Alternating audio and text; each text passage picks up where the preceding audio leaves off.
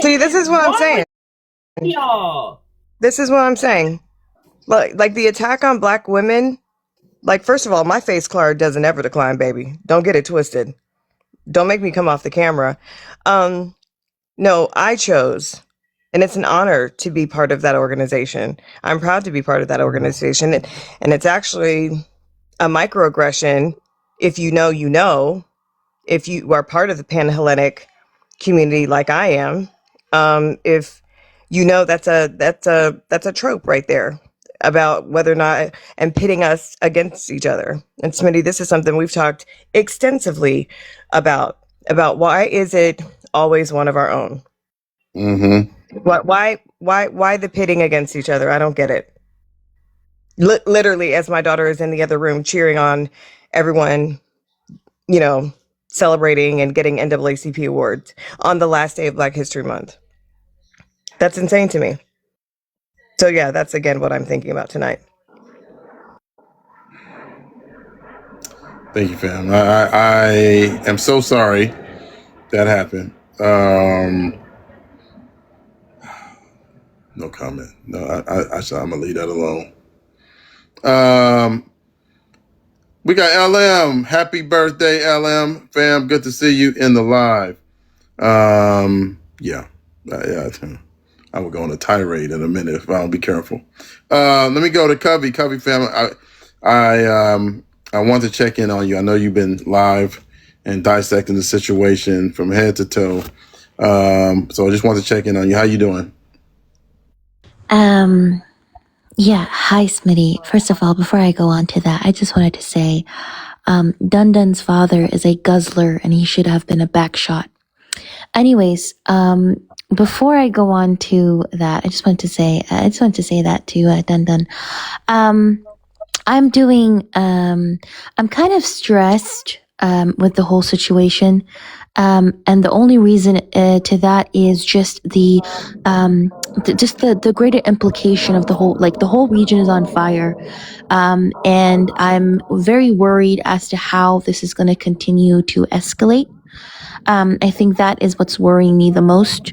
What other countries are going to also just kind of proceed with their own agenda while everybody's distracted with Iran, you know? What does the future hold? Will the UAE ramp up its support of Sudan? Will Ethiopia use this as an opportunity to invade Eritrea with the help of the UAE and Israel?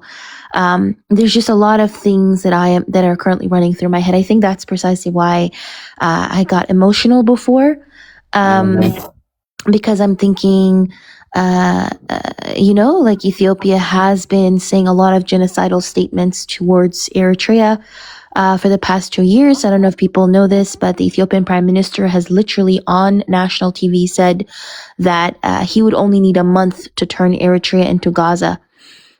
He has also said that nothing is going to hold him or nothing is going to separate Ethiopia from the Red Sea. And so they're basically planning on annexing, or he's been saying that. He has been releasing maps at conferences where Eritrea is completely erased.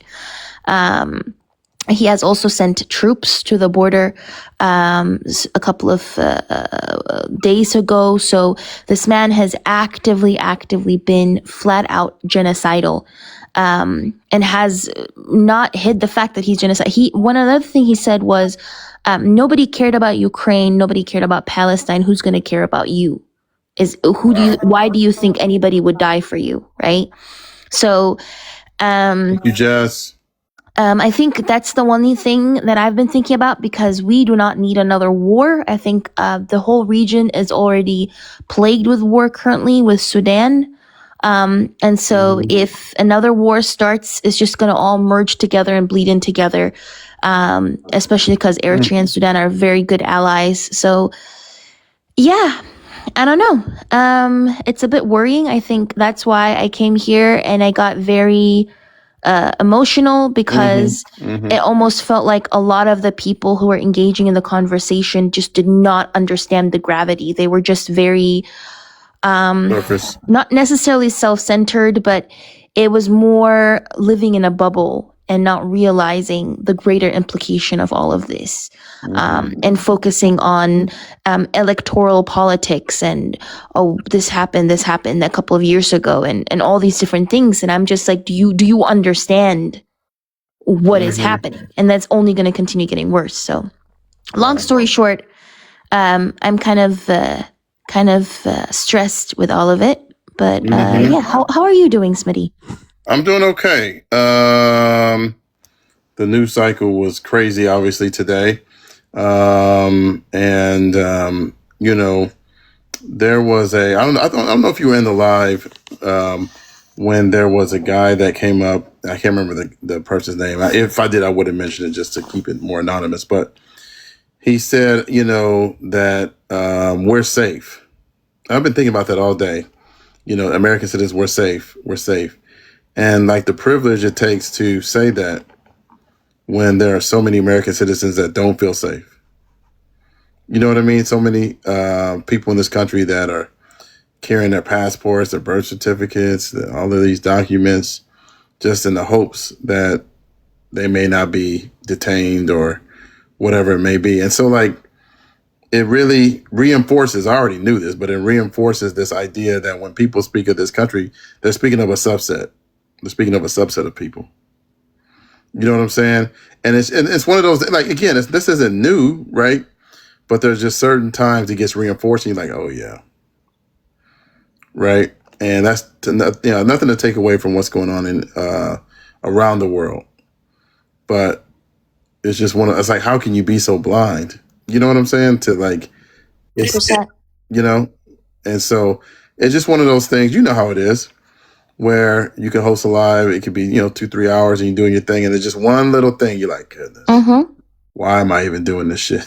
100%. Like, so that's kind of where I was at today. Did Emily Pike feel safe? I always bring up her name because this story devastated me when I read about it. 14-year-old Indigenous girl found unalived, and the fact that a year has passed since she was found unalived in the most brutal manner, and yet her unaliver has still not been found. What about Kyle Basinga? He was also recently found unalived. What about his unaliver? Do all those people feel safe? Of course they don't. What about all the people who are being detained by ICE? Do they feel safe? It's interesting. It's a lot of privilege that makes people live in a bubble. No, and Kobe, I gotta thank you so much for bringing up the Emily Pike thing, because she's from one of my sister tribes, and a lot of us were sharing and reaching out to helping give money to the search groups on the ground, and working all of our Apache tribes were working with an alliance on that. And so it was absolutely devastating when we learned about that. And the issue still remains, there is still not a means to there's not even an initiative to find the perpetrators of these crimes when it comes to MMIW, but there is still not even a clear path to justice when they are found because of the gaps in what exists between the federal jurisdiction and us not having our own jurisdiction over non-Indigenous people on our lands when this happens. And that's what I mean. The United States, you're absolutely right. People living in a damn bubble because they want to talk about human rights abuses in other countries. They want to talk about, the threat that these other countries pose to the regions around them and to the all of this. But they refuse to address the ongoing human rights crisis for Black and Indigenous people in the United States, and always dismiss it as something of, everything that we had to go through is in the past and we're overreacting to everything now without realizing the ongoing atrocities that are happening to our communities. And so, I don't know. I think that people live under a certain level of complacency in the United States, so they like to try to wash it away as clearly someone else is doing worse. But how do we justify any level of human rights abuses simply because we think another country is doing worse? I don't know. I agree with what she said. It's just, we can't even address or realize that there's an epidemic or a problem in our country, let alone compare these atrocities. Let me ask the chat real quick. One word description of how you're feeling right now, chat. Talk to me. You know how much I love y'all in my chat. I'm very, very protective of y'all. One word description of how y'all feeling. Go ahead, whoever wants to jump in. Devastated, enraged, numb, infuriated, anxious, livid, exhausted. Hey, I wanted to add, because I think earlier someone was talking about like the whole idea of America first. I think like both Republicans, Democrats are always going to be quote unquote America first. And what that means is America first at the expense of the global South. Because at the end of the day, they're both always going to do whatever they need to do to uphold capitalism and white supremacy. And also, I think as Caroline, I think that's their name, was saying, oh, sorry, Caroline, I couldn't read the rest of it. It's not even just at the expense of the global South. It's at the expense of Black and brown communities here.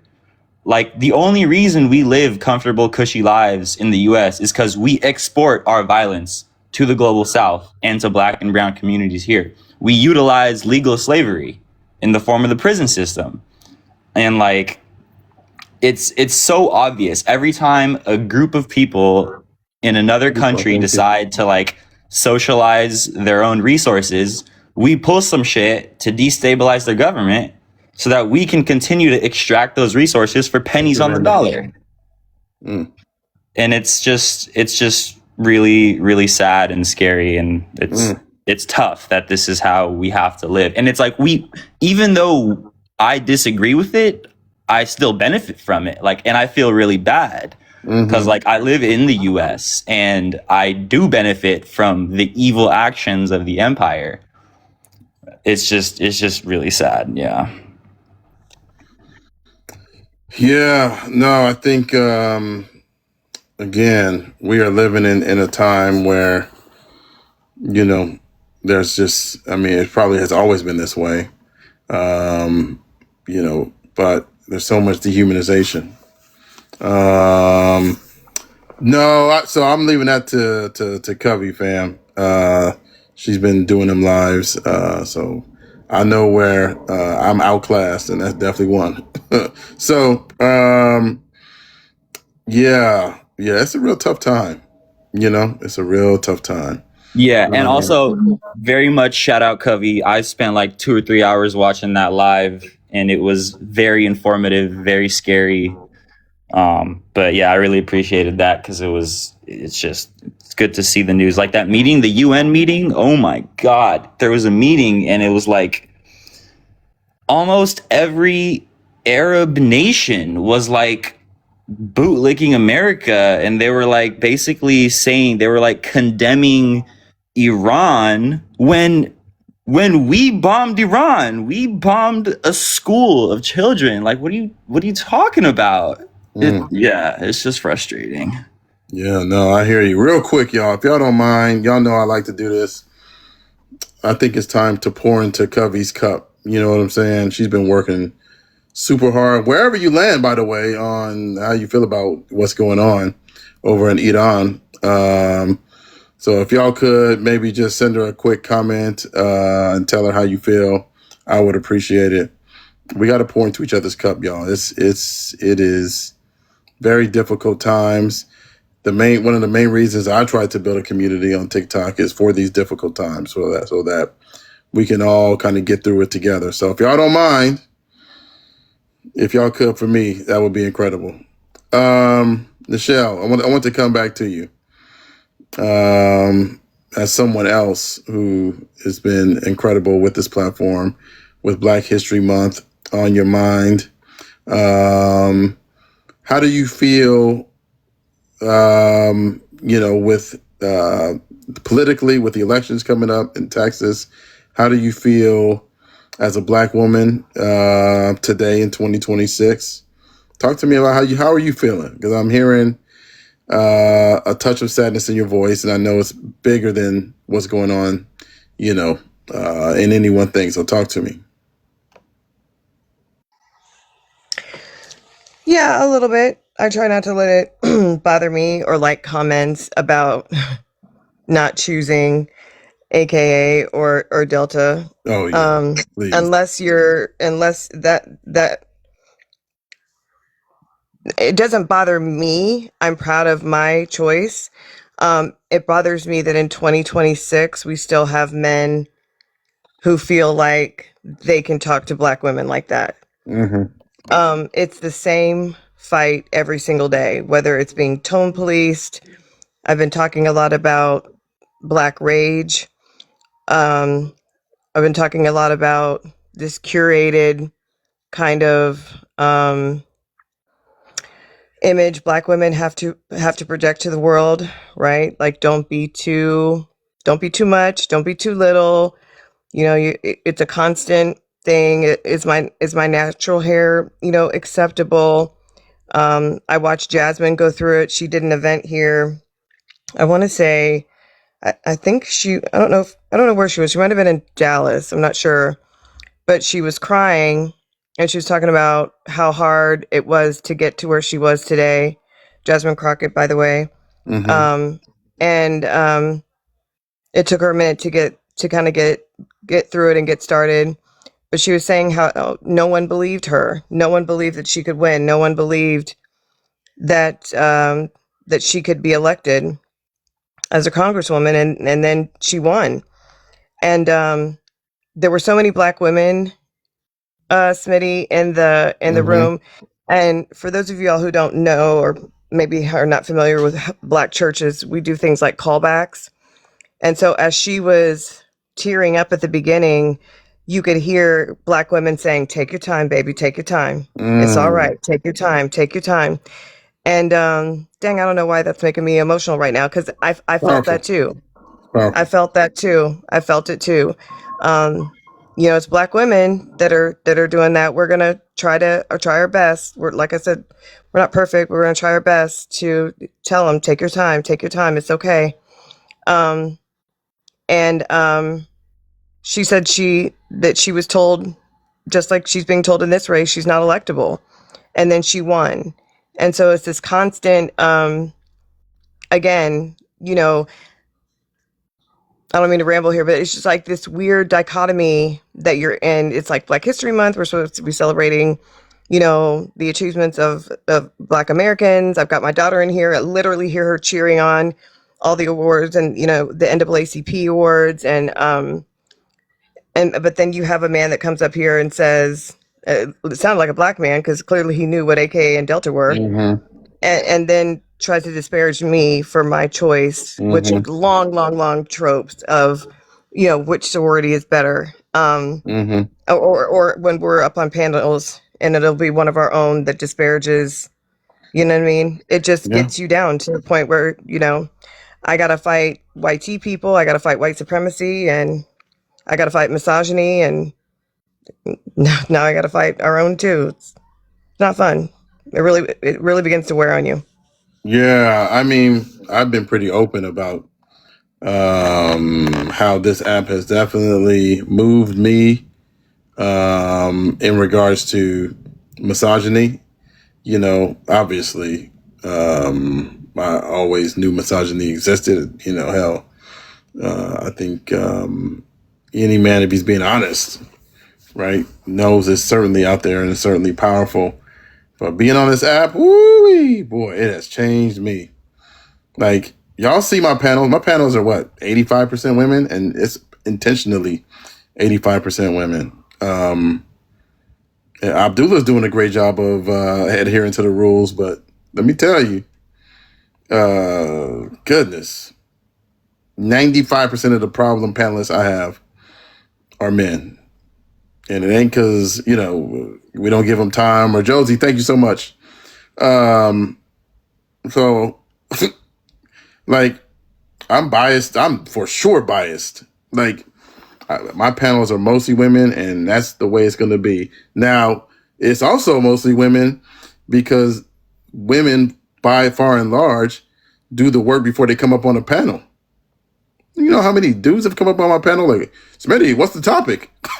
Like, wait a minute. And y'all know how my typical format is with the green screen and the topic in the back and topic in the, like, what do you mean, what's the topic? How do you not know? How do you request and you don't know what the topic is? You know what I'm saying? And so the women, 99% of the time, are prepared. I mean, a fair amount of women come with notes, ready to go. I said, this app has definitely changed me on misogyny. Definitely. It is so obvious. And for that man to come up and do what he did to Nichelle was just disgusting. Disgusting. Enraging. It really bothered me. I'm not going to lie. It didn't bother me because of my choice. It bothered me because that is a long held colorism type of dig at people. And again, if you know that community, if you know Black Greek community, they have worked so hard, Smitty, to overcome that. And it's like, dang, really? You're going to do that on the last day of Black History Month? Like, seriously? Again, not hurt me, like, personally. It's just like, wow, I agree with you. The app has opened up my eyes to some things that I just did not know was so prevalent. I didn't know FBA, xenophobia was so prevalent. I didn't know the misogynoir was so prevalent. It's like, in theory that it's out there, but when you're introduced to it, like when you're introduced to it, like it's in your face like that, it's pretty jarring. Yeah. I don't know if Catalina or Covey, you want to touch on it, but I mean, God, it's definitely something that if you're honest and you're on this app for more than a month, you would notice it. Ash, how are you? Welcome back. Go ahead, fam. Yeah. Lord, I wish I had the audacity of a mediocre man. I just wanted to say this. Because the way that up until today, I question my debate skills, I question my skills in general. Sometimes I'm like, you know what? Maybe I shouldn't request. I don't necessarily have the expertise to talk on this topic. There's so many times where I just join your live and I go like, you know what? This isn't really my place to talk about something. So I'm not going to request. I'm just going to stay in the chat. I don't really have expertise to say anything about this. So I'm just going to keep quiet and not answer the question. And then a random dumb man comes in, okay?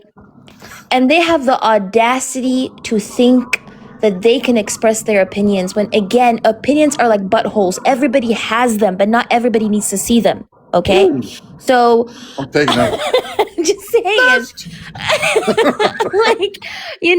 So I wish I had the audacity of a mediocre man. But yeah. Hey, go ahead, Catalina. Oh my, how do you follow that when it was just so accurate? No, agreed. The number of times that men, like you stated, Smitty, will come up and be like, well, what exactly are we talking about? Why are you up here? Why are you up here when there's like 57 people in the queue? Like, and you're wasting time up here. And it's just like, and then it's always, I think what I have gotten really irritated with on this app is this toxic notion of toxic bastardization of what humanism is. So when Black and brown people are expressing our frustrations with white supremacy, talking about, what's going on with ICE, talking about what's going on in the Black community, talking about whatever the case may be, whatever isms we happen to be dealing with. And then somebody will come up and, well, all people have value and this and that. And it's like, you're saying things that no one disagrees with. No human deserves to suffer. But like, why are you saying it now? And it's just this way to diminish what we're talking about, to take away from like the pain that we're expressing or the anger or frustration that we're expressing, or the number of times that the women on this panel have been tone policed for having a passionate response to something where it's very logical for us to get passionate about. And I think that is like, it's something I've always been like aware of, maybe more acutely at times than others. And now I am overly aware of it. And I am I'm thoroughly exhausted. I'm also thoroughly exhausted with like people not wanting to listen to communities directly affected. I think that's something that lately has been really pressing on me. The way that we commit lateral violence or perpetuate white supremacy against our own communities and other marginalized communities by simply not listening or buying into, you know, the crabs in a barrel mentality. That's something that's become exacerbated lately that I'm super over right now. All right. All right. All right. We're gonna welcome my young nephew, Noah. Talk to me, brother. How you doing? Yo, what's good with you? What's up, everyone? I'm okay. Everything that's been going on has been heavy on my mind. It's funny because I just got done teaching. I teach piano, and the family I just worked with is this Iranian family. And the mom asked me like, how was I doing? And I was like, yeah, like today has been a lot, right? But I didn't want to say specifically what it was. And then she ended up asking me, so I had to say like, oh, everything going on with Iran, but I was trying to be vague because like, I don't know if y'all know this or have seen this, but the Iranian diaspora could get a little tricky. They kind of have their own version of the white Cubans, who are like really sympathetic to Israel, sympathetic to the US and imperialism. So I was like, I really can't say what I want to say, but yeah, it's been a lot.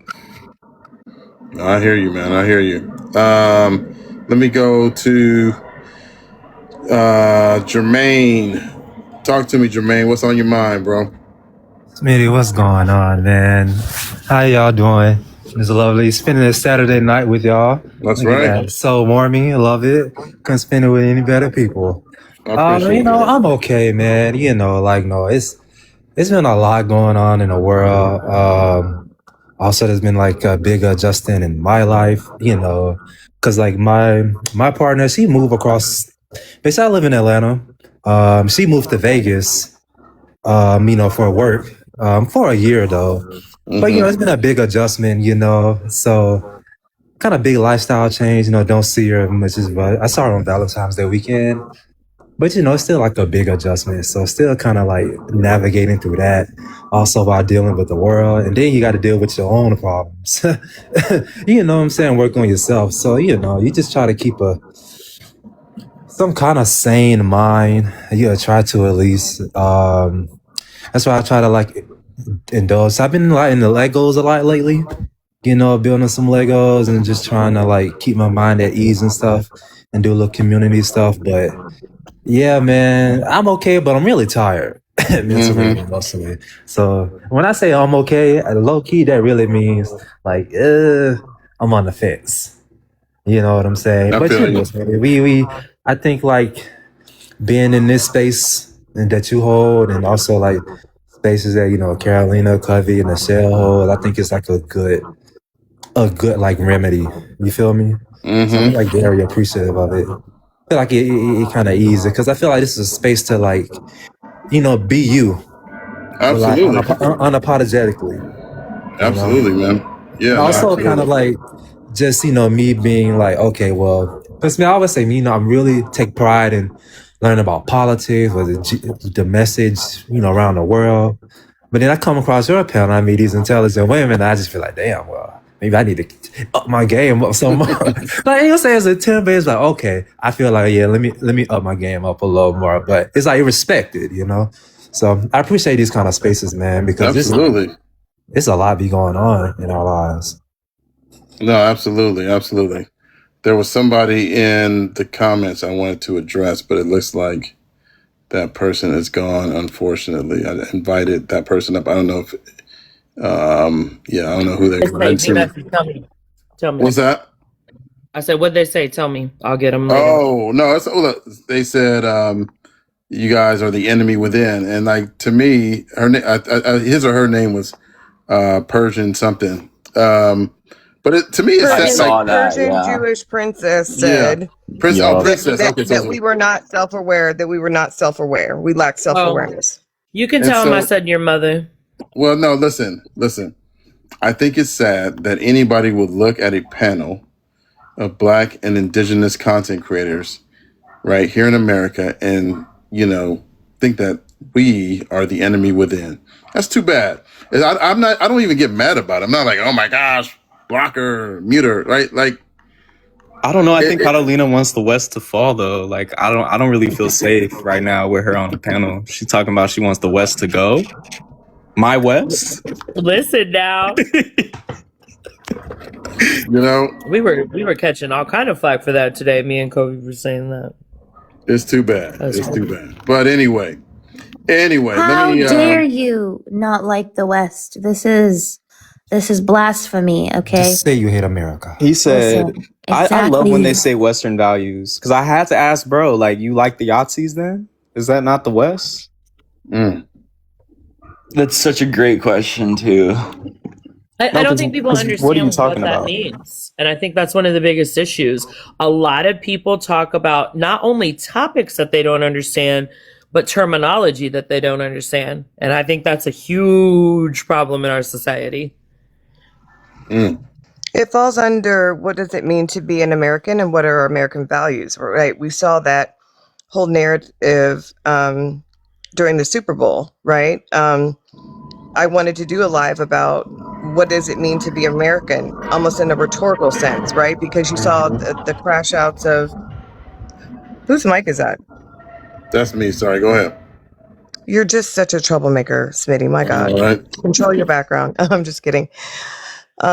We saw Megyn Kelly's crash out, right? In response to the Super Bowl and what it means to be American. This whole idea of baseball, apple pie, BS, and who gets to claim American, and what does it mean to say American culture? You know, those values, right? To everybody's point, all of you guys, most of you all I know have opined on this. You know, when you peel back the layers of that, it's really white Christian nationalism, specifically here in America, that they're talking about. And that's something that a lot of communities don't subscribe to at all. And I think the crash outs that you're seeing are the realization that not only is that fading away, that there's not the legs upholding that ideology are starting to crumble. Mm. All right. Let's go to Abdullah. I think Abdullah wants to come in, and we'll go to the new panelists. Go ahead, Abdullah. Yeah, thank you. Nah, I mean, when people say Western values, like it's giving white culture. A lot of people like to say that there is no such thing as white culture. But for me, white culture is colonialism, violence, exploitation, and like all that. Just evil, you know? If you look at history, that's what it is. Okay. All right. Let me pop up I'm to. deleting my comment. I was about to be like, white people don't have culture, but you nailed it. You nailed it. Let me go up to Adij, and then we'll go to Gal. Can I say something, by the way? I'm so sorry, Arij. I'm so No, sorry. go ahead. Gal on top there, Gazamiki, by the way, I just wanted to clarify. I don't know if she was on your panel in the past. This woman is an Eritrean elder woman. I'd highly recommend everybody to support her. She is not only an Eritrean elder who has so much wisdom to share, but she also experienced the genocide, by the way. So she was on the ground when Eritrea was being G-sided by Ethiopia. So she has lifetime, like real life experiences, but is also a very wise person. So I just wanted to say that. I'm so glad to see her on your panel. Oh, Just wanted good. to say that. Glad to have her for sure. Let's go to Adij, and then we'll go to Gal. How are you, Smitty? Good. Well, It's been a while. My kids are asleep, and I was like, you know what? During the day, I try to jump into your panels. I listen, and then I request, and then I unrequest because one of my kids is crying. So I was like, perfect time. But it has been a day just fasting, you know, because I'm Muslim, so obviously I'm practicing. Right now, it was really, really hard to watch. I was really anxious all day, especially because, you know, I do have loved ones in the Middle East, in Palestine in particular. So it is scary right now because, you know, like day by day, every few months, it's always something. So I think I'm just a little bit anxious about that. I'm not sure really what's going to happen in Iran. And that's kind of like what's, you know, there's people that are happy about it. And I don't know if they should be happy as long as the US and Israel's interfering. I I don't think it's going to go the way that they think it's going to go. Like I keep seeing these TikToks saying, "Oh, we're free, we're free." No, y'all aren't. If y'all knew anything about when the U.S. and Israel gets involved, your freedoms are about to get, whatever freedom they thought they didn't have. Now it's definitely not going to be there. But yeah, that's just like what's been on my mind. I was watching your live this morning, and I think tomorrow I'm gonna try to just. I know it's like really hard right now, but not watch the news because I have kids and it does affect me in a negative way. So I'm just trying my best to like keep up with my mental health because obviously I have a house to run, I have kids to look after, and then it's just also a very weird space to be in because obviously I am originally from Palestine. I'm born in Palestine, but my father came here for a better life as like every other immigrant. And then, the people here don't want immigrants. So it's just been such a weird past few years to be alive, especially when you're coming from a different country and you came here for a better life and you're hoping your kids can live a good life. But then you get on the news and you see all of these things and you're just like, it's just such a weird position to be in. And I know other people are feeling that way. So I'm just, expecting the worst, but praying for the best. Yeah. And that's all. No, thank you for that, Adish. Let me go to Gal. Go ahead, Gal. What would you like to share with us tonight? Hi, Smitty. How are you? Good to have you. All of you. How are you, everybody? My beautiful girl. Thank you for doing that. But I'm not good, in politically. I've seen it all, including going through Sudan from what happened to my country from 1961 going, we continue. We don't have any completely peace. And to see what I just saw this morning, all day, it's like, why? I thought they're gonna work it out. It's like people dying is not gonna be solved. Okay? Even the people who died see it. I used to see it in my eye. Okay? You don't forget. You leave it to generation. Even though sometimes you try to protect your kid and you don't want them to know, but at the same time, like she just said, emotionally, you are torn apart. You love your country, you love your people, but you don't wish anything to happen to American too. Because it's not the people who's doing it, it's the leader.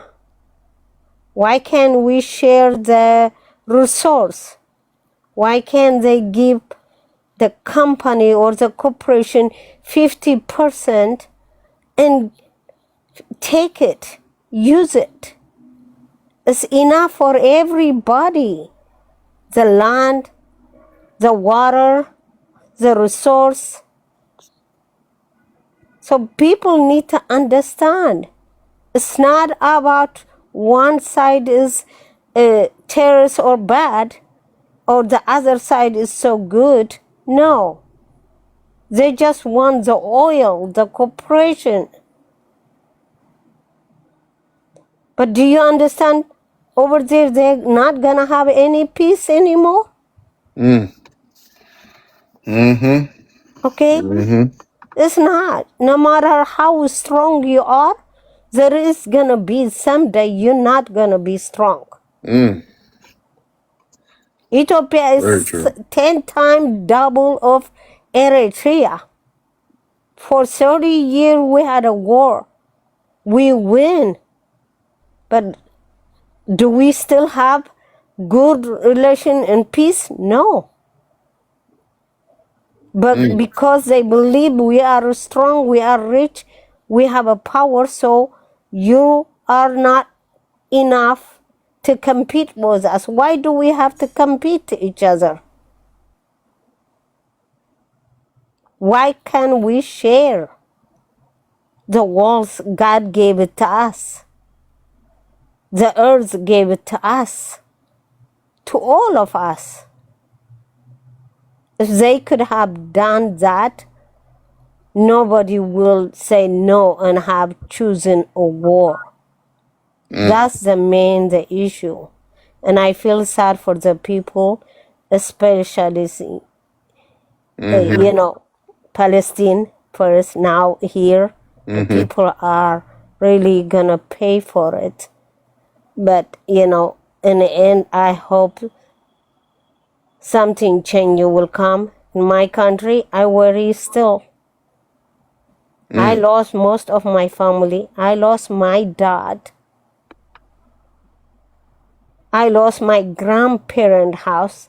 When I went back to home to Eritrea, I brought a rock from my grandparent house in a small in a luggage. My kid said, "Why you bring a rock?" Because everything gone. I want memory. So understand, please. I am not good politic, but when it happened to you, when you are inside that situation, that's the only time you will understand you don't agree with the war. Okay, the land, you have to be there to understand the feeling of it, because it's really very hard. You don't be the same human being, I'm just gonna say. So please, if there is a way, try to bring a peace. ماما غازة ميكائيل، عمرخي وحالك أملاخ آمين. ونعرف خابلا سكبرك أملاخ and ناتكي من قد خاء لم يكبرلكي. Amen. And she's saying bless me, but bless you, young girl, young people. Fight back. Don't give up. No matter what happened, people survive.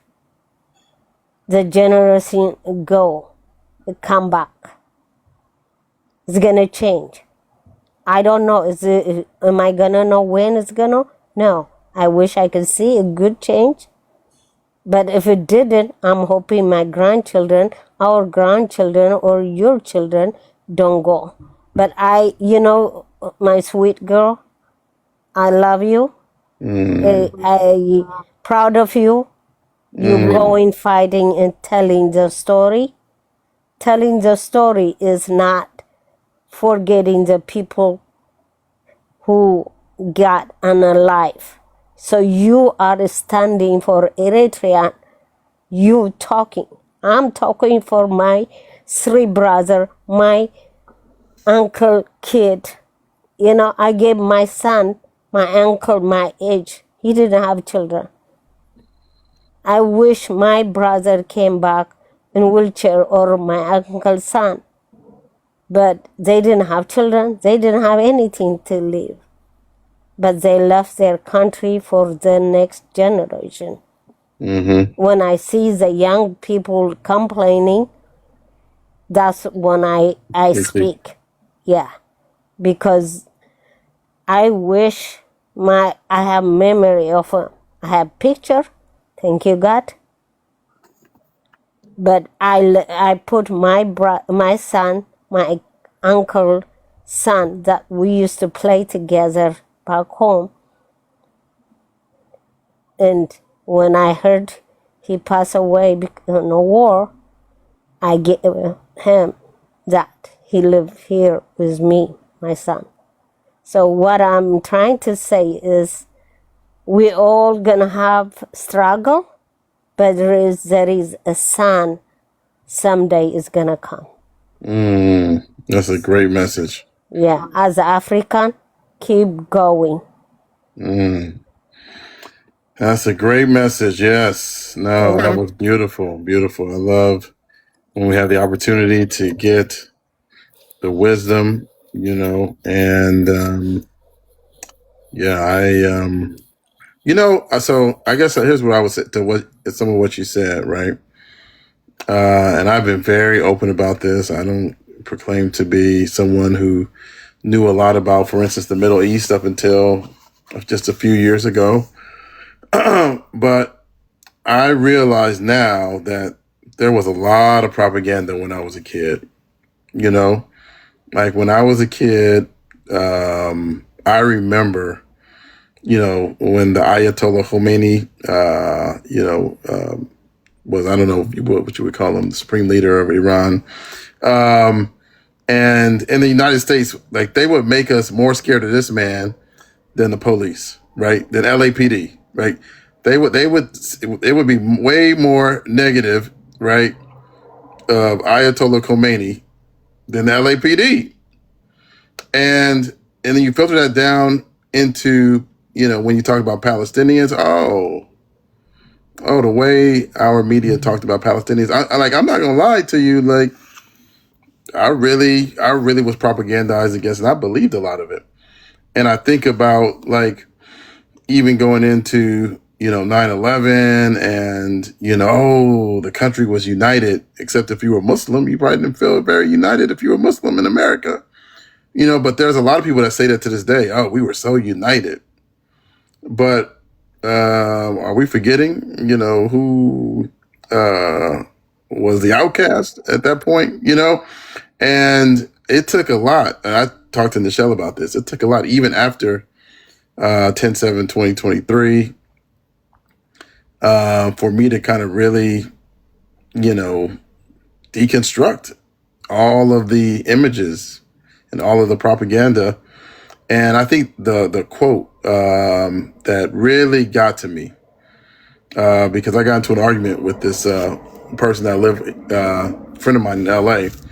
But the quote that I heard, it was from a Palestinian woman. And they were talking to her. They were like, oh, why do you hate Israel? Da, da, da, right? And the woman said, Palestinian mothers, we teach our children not to hate. We teach our children to endure. And I'll never forget that. We teach our children not to hate. We teach our children to endure. And I was like, dang, that's exactly what I could see Nichelle. If they were interviewing Nichelle, I could hear Nichelle saying the same thing. And it just made me think like, again, when you're an oppressed people, you tend to think alike. And I had this argument with a friend of mine, and I was like, look, if I had to talk about growing up in LA, because I grew up in a neighborhood where, when I tell you it was no white people, it was zero white people in the neighborhood I grew up in, right? And I was telling my friend, I was like, look, if I had to talk about the redlining and all of the, you know, the discrimination and all of that in the neighborhood I grew up in, and that you gave me a choice between a white tea person that lived in Culver City, which is a town right over from mid-city LA where I grew up, or a Palestinian from Gaza, I'm gonna pick the Palestinian from Gaza. And this person got so mad at me for picking a Palestinian from Gaza, even though the Palestinian from Gaza had never been to LA. But I was like, you don't have to come to LA, you know? And to you know, what Gal was talking about, I think a lot of the reason why we are in the place we're in is because of the propaganda that we've been made to believe, and not just about Palestinians or about Muslims, but about Black people, about Latinos, about you can pick any marginalized group.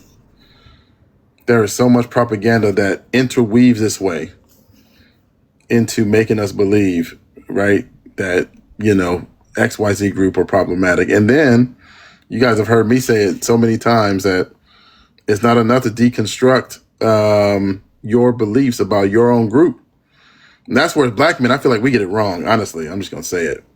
We get it wrong because we deconstruct about the stereotypes of us, but then when it comes to women of color, Black women, or even the LGBTQ plus IA community, we are oftentimes very harmful,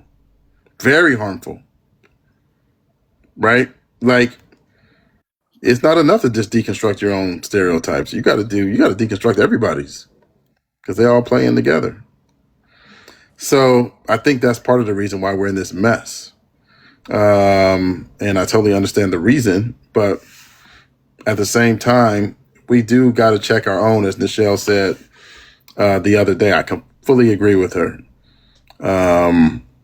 It don't make any sense for a marginalized group, right? For me, for instance, for me to be problematic towards the LGBTQ plus IA community. It don't make any sense. I should know how it feels, right?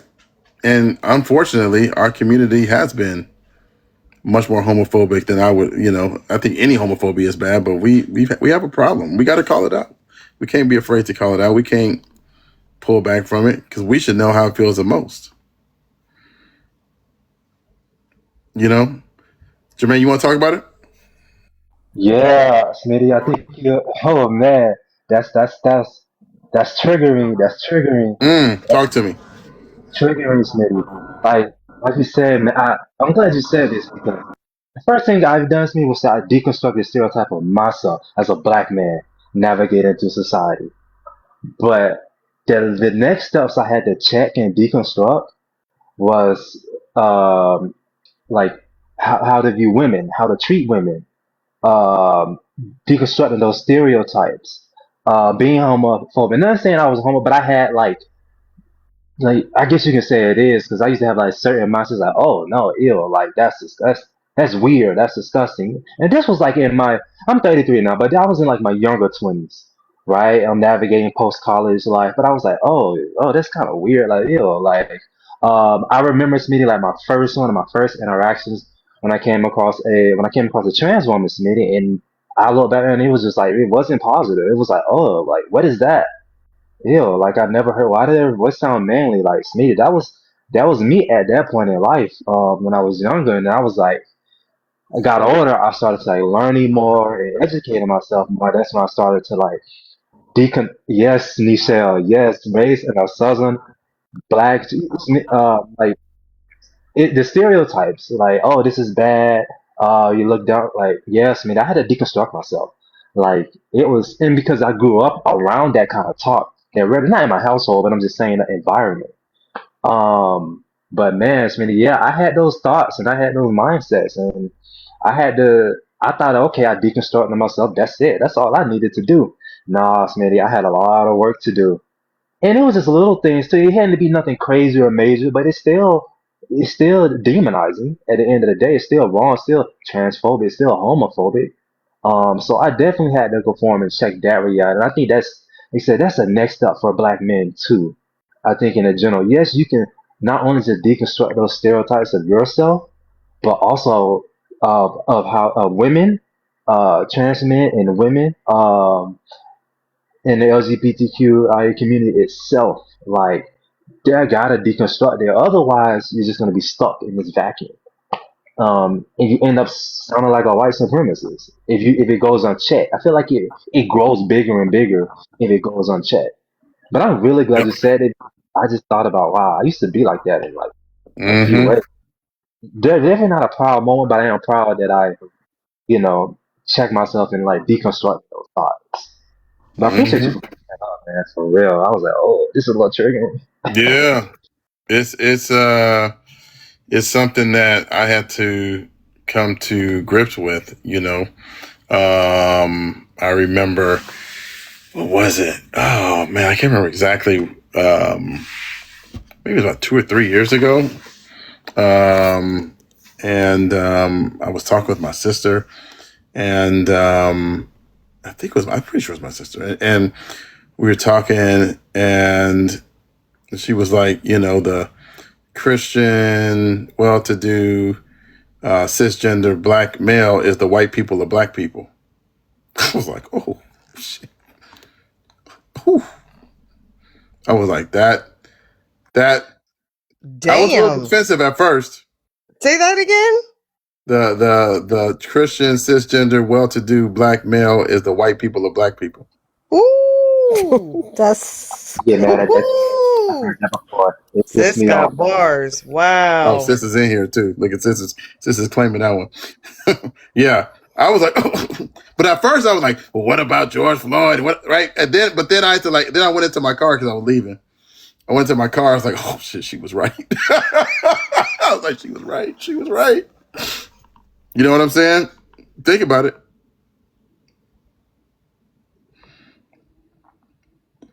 Cases, I Yeah, don't know if I go that far. Sweet, I heard that comment before too. I used to get so mad at it. Yep. I I look, got defensive too. I did. they were, they were right. Shit. Yep. Yep. I used to defend it so hard, Smitty. Oh yeah. Oh yeah. Because I'd be like, what about Eric Garner, George Floyd? Blah, blah, blah, blah, you know? And then I was like, wait a minute. Because, and you look, if you don't believe it, just watch my panels. Just watch my panels, right? When it comes to immigration, who tends to be the most problematic in our community? Dude, I feel like it's because FBA is low key like a masculinist, like patriarchal movement. I feel like y'all have peeped that, right? In the way that these like discourses play out. Cause when I meet people who are FBA, because I have some FBAs in my family, unfortunately, and they're often extremely homophobic as well, transphobic, all of the things, right? But they latch onto this ideology in the name of anti-blackness, or in the name of pro-blackness. It makes me really sad, to be honest, because it's like, damn, anti-blackness is so tenacious that even the solutions that people grasp onto through like identifying with movements like FBA only end up reproducing and re-articulating anti-blackness, right? Mm. Yeah. Yeah, let's not skip over that, Noah. That was deep. Did y'all catch what he just said? It makes me, I think about this a lot. It makes me super sad. Yeah, seriously. What your sister said, Smitty, and what Noah just said. I think that is the crux of so much right there with what Noah just said. The very things that we grasp on are the very... Say it again, Noah? Yeah, like the solutions that people grasp onto in terms of trying to resolve anti-blackness, because I do think that's what FBA is about, right? Like, even though I disagree with like their approach to things, like it's about, you know, it comes from a grievance of being oppressed and marginalized by being Black, right? And yet the movement itself literally just reproduces anti-blackness in other forms. Because we know ICE, we know the whole immigration system is anti-Black. Like, I don't think people follow. One thing that I think is good for people to research, and this is obviously like prior to Trump, since the inception of ICE, the ways that Black immigrants in particular are either like not permitted through the immigration system, on average are like granted citizenship through a much more like protracted time, and often aren't granted citizenship. A Haitian migrant actually like 2 weeks ago just got unalived like 24 hours in an ICE facility. I feel like people don't be talking about that. And I know that a lot of these FBAs like don't see anyone who is an African American as Black, but like these are obviously Black people, right? Under a system of anti-Blackness. I'm telling you, you know, one of That the makes sense. Makes sense the way you explain to it. Yeah, no. So real quick, I know Adish wanted to say something. Just real quick. This is where I probably have talked about something that Carolina said. I don't know, Carolina, you might have said this 6 months ago, but boy, let me tell you, Carolina, I've used this line at least 20 times when I'm talking to people in person, where you mentioned the disparity in visa rates and you know, groups getting visas. Where if you look at a Norwegian immigrant versus an immigrant from sub-Saharan Africa or Latin America, and how different it is. I'm telling you, I have said that to so many, and that's the power of this app. You know, that's the power of this app, that you can hear something and you can just take it. I have said that because people, you know, I have debates off the app. That's one of the first things I say to Black people. I'm like, how are you gonna be pro this and they denying Black people? Like you know, make no sense. I say it all the time.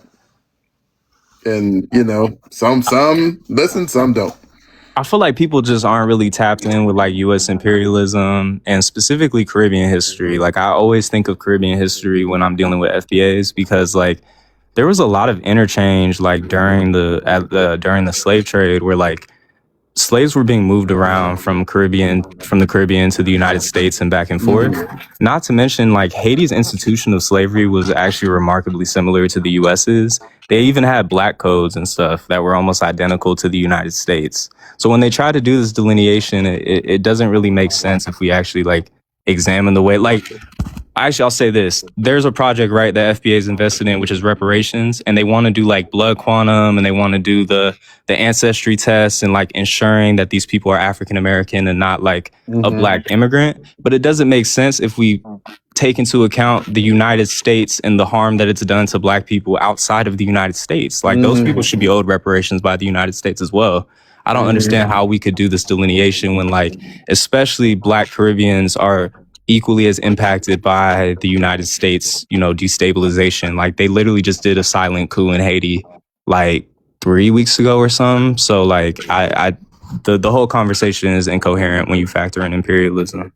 Let me ask you a question, Noah, and then whoever else wants to chime in. I'm gonna give Oddity some time. Why haven't we, as Black Americans, my man Ghost is in the house. Good to see you, bro. Why haven't we been able to draw tremendous amounts of strength from the Haitian Revolution and the chain reaction and repercussions from the Haitian Revolution? I think it's crazy to me, you know, that you look at Toussaint Louverture, Jean-Jacques Dessalines, and what they were able to accomplish and the reverberations, you know, of that. There's no Louisiana Purchase without the Haitian Revolution. There's so many things that we could draw strength from and be like, yeah, look what our brothers did. You know, like, why do you think that has never really happened? And in fact, it seems like there's been a more adversarial relationship to a degree.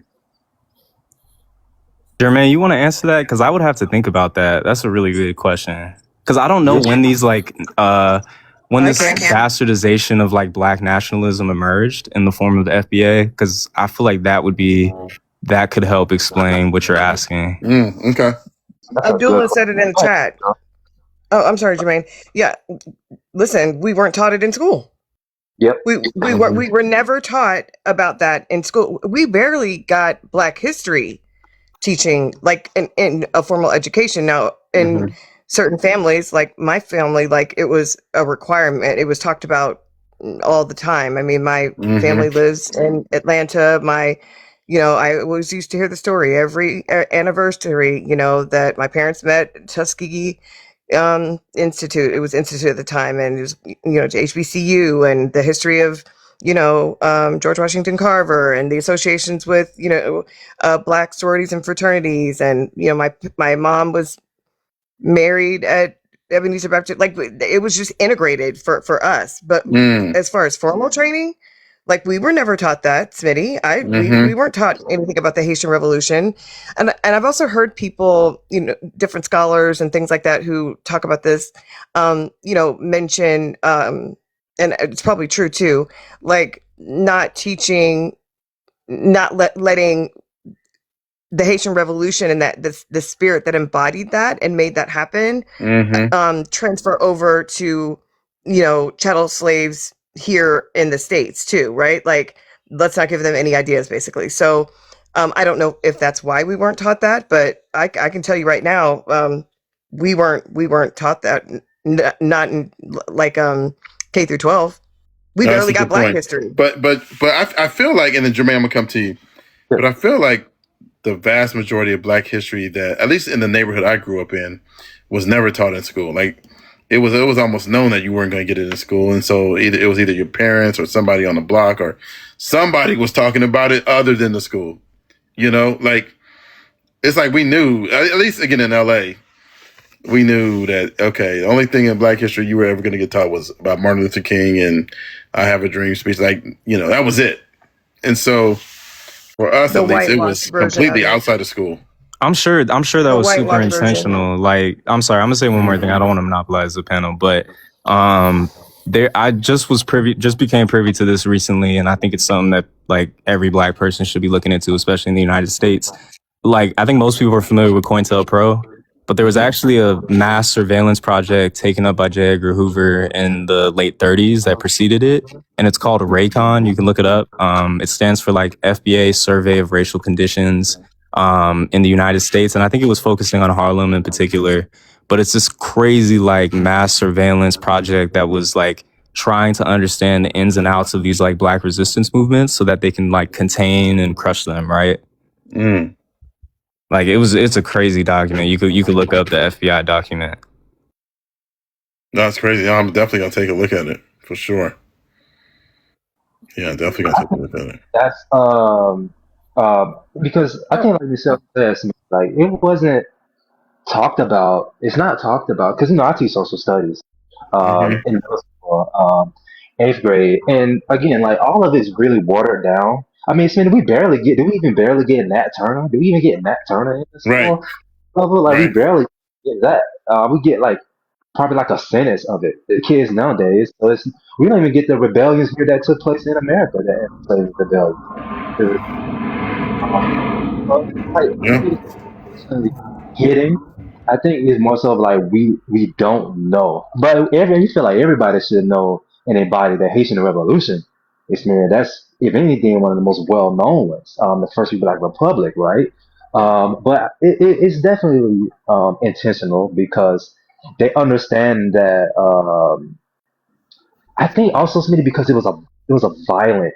It was a violent Mm. over. It was a violent revolution.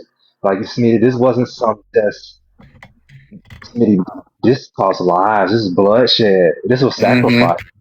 Smitty, they understood it. I think a lot of Black people know, but I think it's what actually happened.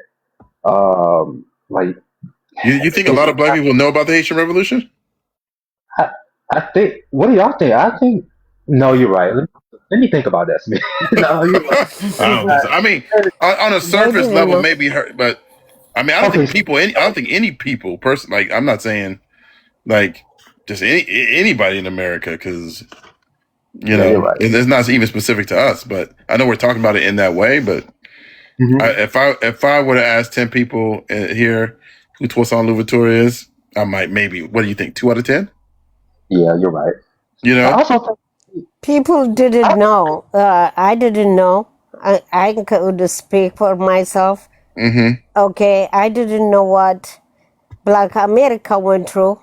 We thought you guys are Mm. doing so good. We want to come here so we could save ourselves.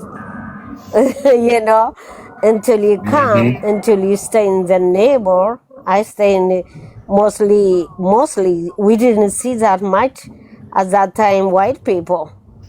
But after Mm. 10 to 20 years, it just switched.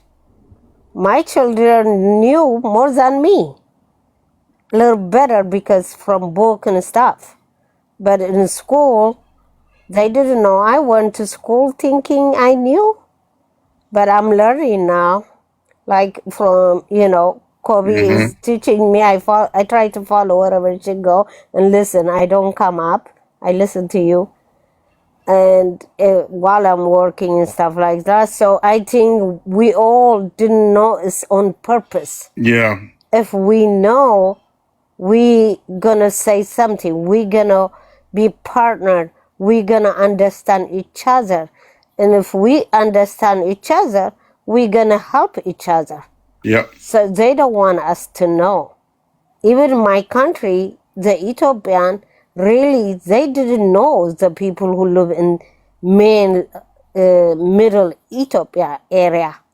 But the neighbor of Ethiopia, Tigray, they knew because it's happening in their land on the behalf of Ethiopia and in our land for Eritrea. So the people who live in Ethiopia, I tell them, it didn't happen in Addis Ababa, so you don't know what you went through. Mm. Okay? Yeah. So that's the main I want to give to somebody out of the space. I heard you were talking hi to somebody. I'm going to listen. Will be my girl. Love you. Take care. Keep Love you fighting for too. us. All right. Take Of care Thank of you, course. God. everybody. Yes, we'll let you down. Thank you so much. I appreciate Thank it. you. Take Yeah, care. thank you. Take care, Kazumi. Yeah. I have so much Oh, respect what? for her, by the way. Yeah. I appreciate her so much. I have so much respect for her and all of our elders as well. People don't understand that our elders are not very far away from colonization. nor are they from genocide. So that's why I have so much respect for our elders, because I don't know.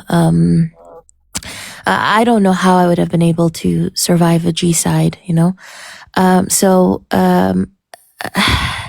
wanted to say one thing as well. I think like more people also, speaking of that, really need to learn about the Eritrean Revolution.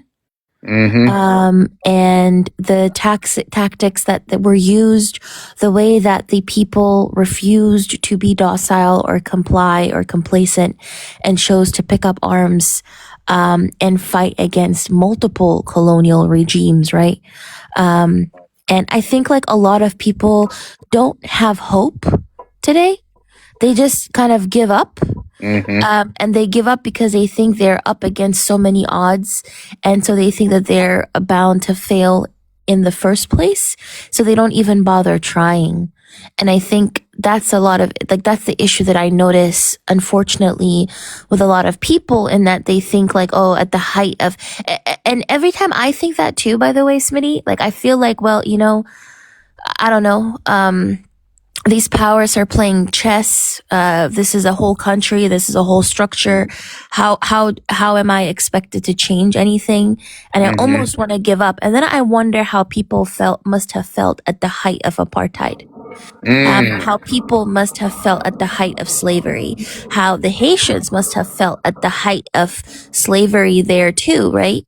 They probably also felt that these institutions would never crumble. They also probably felt like they would never be able to prevail or defeat them.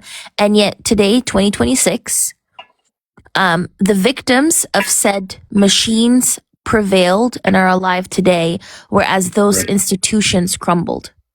So that kind of gives me hope, realizing that evil never prevails, and ultimately evil is always going to end.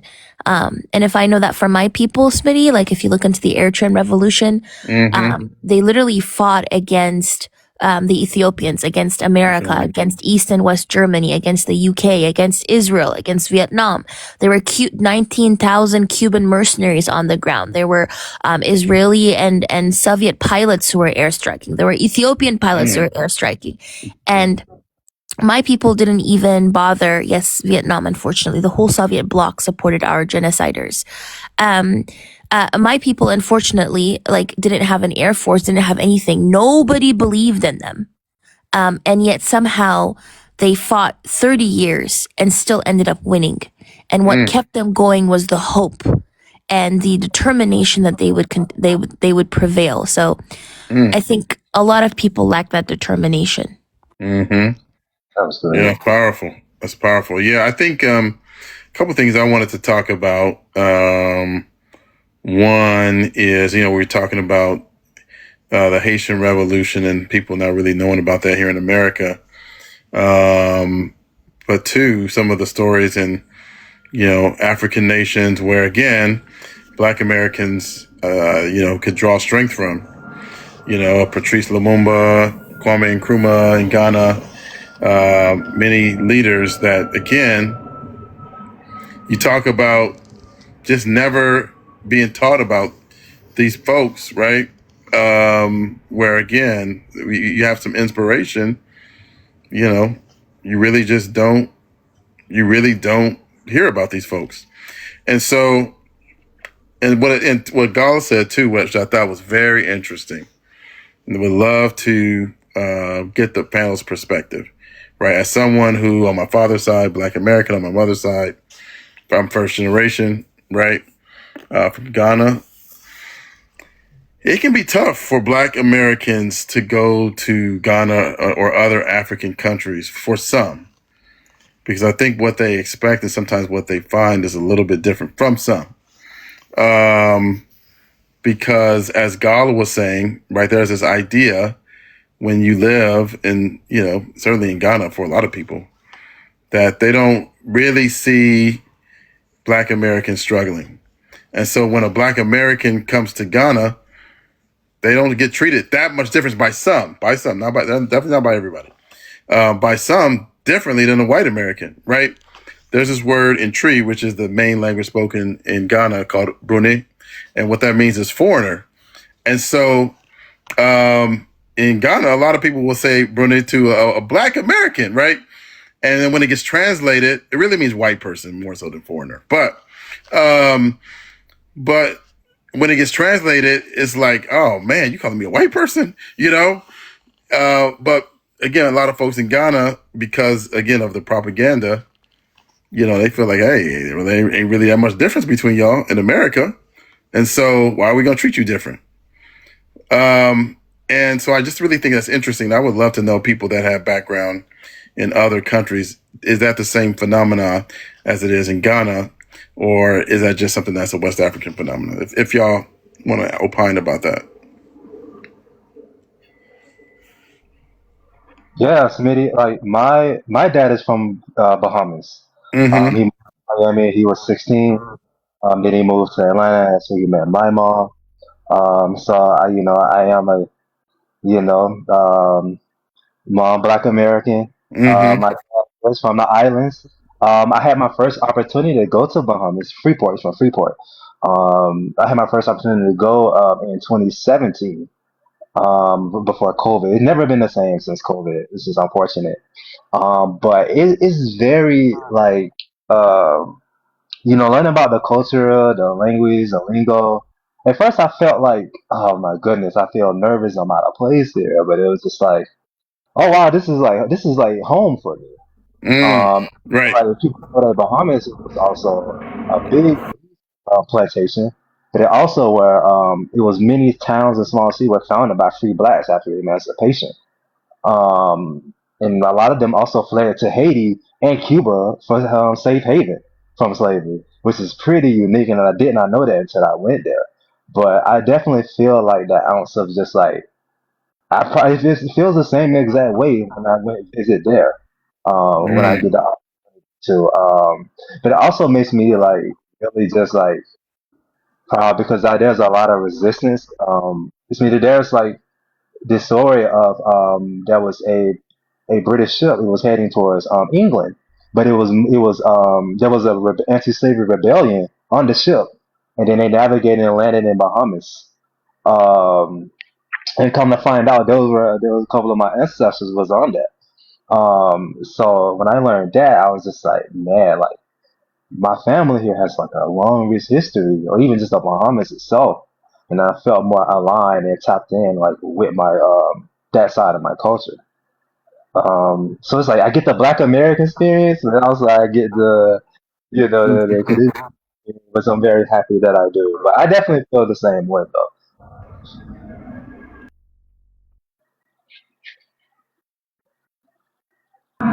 Yeah. Anybody else want to opine, or I'll take it up to Sasha if you want to come in for sure. But a quick funny story.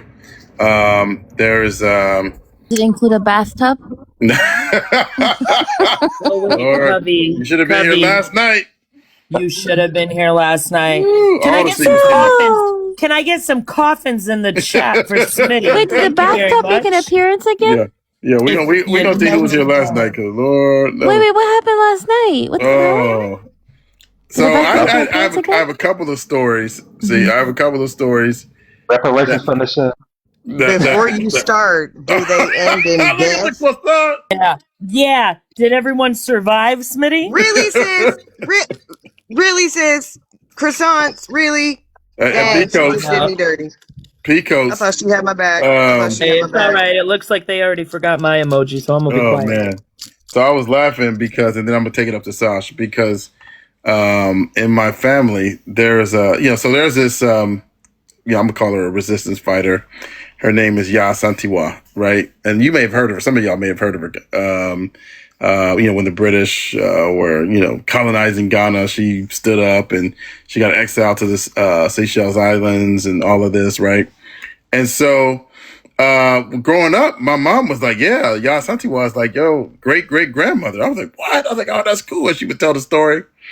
And I was like, that's really dope, blah, blah, blah, blah. Wow, that's crazy. Come to find out, like every Ghanaian gets told the same story. And so, you start bragging and then you find out like, oh, wait, we all got told that same thing. So one of us isn't lying. I don't know if it's me or somebody else, but Yeah. So when I think about, these heroes, and us, and so if you hear a Ghanaian claiming that they related to Yas Santiwa, it's probably not true. Even though I am. So just, let y'all know. So That is actually a very, very funny story. yes. I think what would be funnier though is if you told us what happened yesterday on your live. I think. Ooh, y'all want to hear fun? Y'all want to hear these stories? I'm You know I'm messy, sweetie. Let's leave my stories out. yeah, and focus on Carolina, Smitty. you Let's went. focus- I definitely want Carolina's stories as well. All right, 100%. I'm gonna get my 100%. story in, and then okay. So people are asking for Nichelle's story too, but Else too, all of it, please. let me. I'll tell the one that started this whole thing with the coffins. Okay, so I go to this conference, right? I'll try to make it quick. It's like 3-4 minute story. I'll try to make it quick. I go to this conference and I'm at this dinner, and at this dinner, we're talking about traveling because we all travel a lot for work. And so we're talking about when you get on the airplane and, you don't really want to talk to the person next to you, or maybe you do. Like, what do you do if you don't want to talk to the person next to you? And so we started talking about that, like, I wear headphones, or, I stare out the window, whatever, right? And so one of the ladies was like, well, that funny things that actually just happened to me. And, I was on an airplane, I was flying to Chicago from LA, and this guy, he just would not leave me alone. And he just kept bothering me. And then I finally just started talking to him. And so we started talking. And at the end, and as he's talking to me, he tells me he played baseball and he's a retired baseball player. And I'm like, okay, whatever, blah, blah, blah, blah. And at the end of the flight, he gets my number. I gave him my number. He was cute, blah, blah, blah, blah, right? And so, and she was like, and he was just texting me saying we should get together. And I was like, I don't know. I kept putting them off. And, and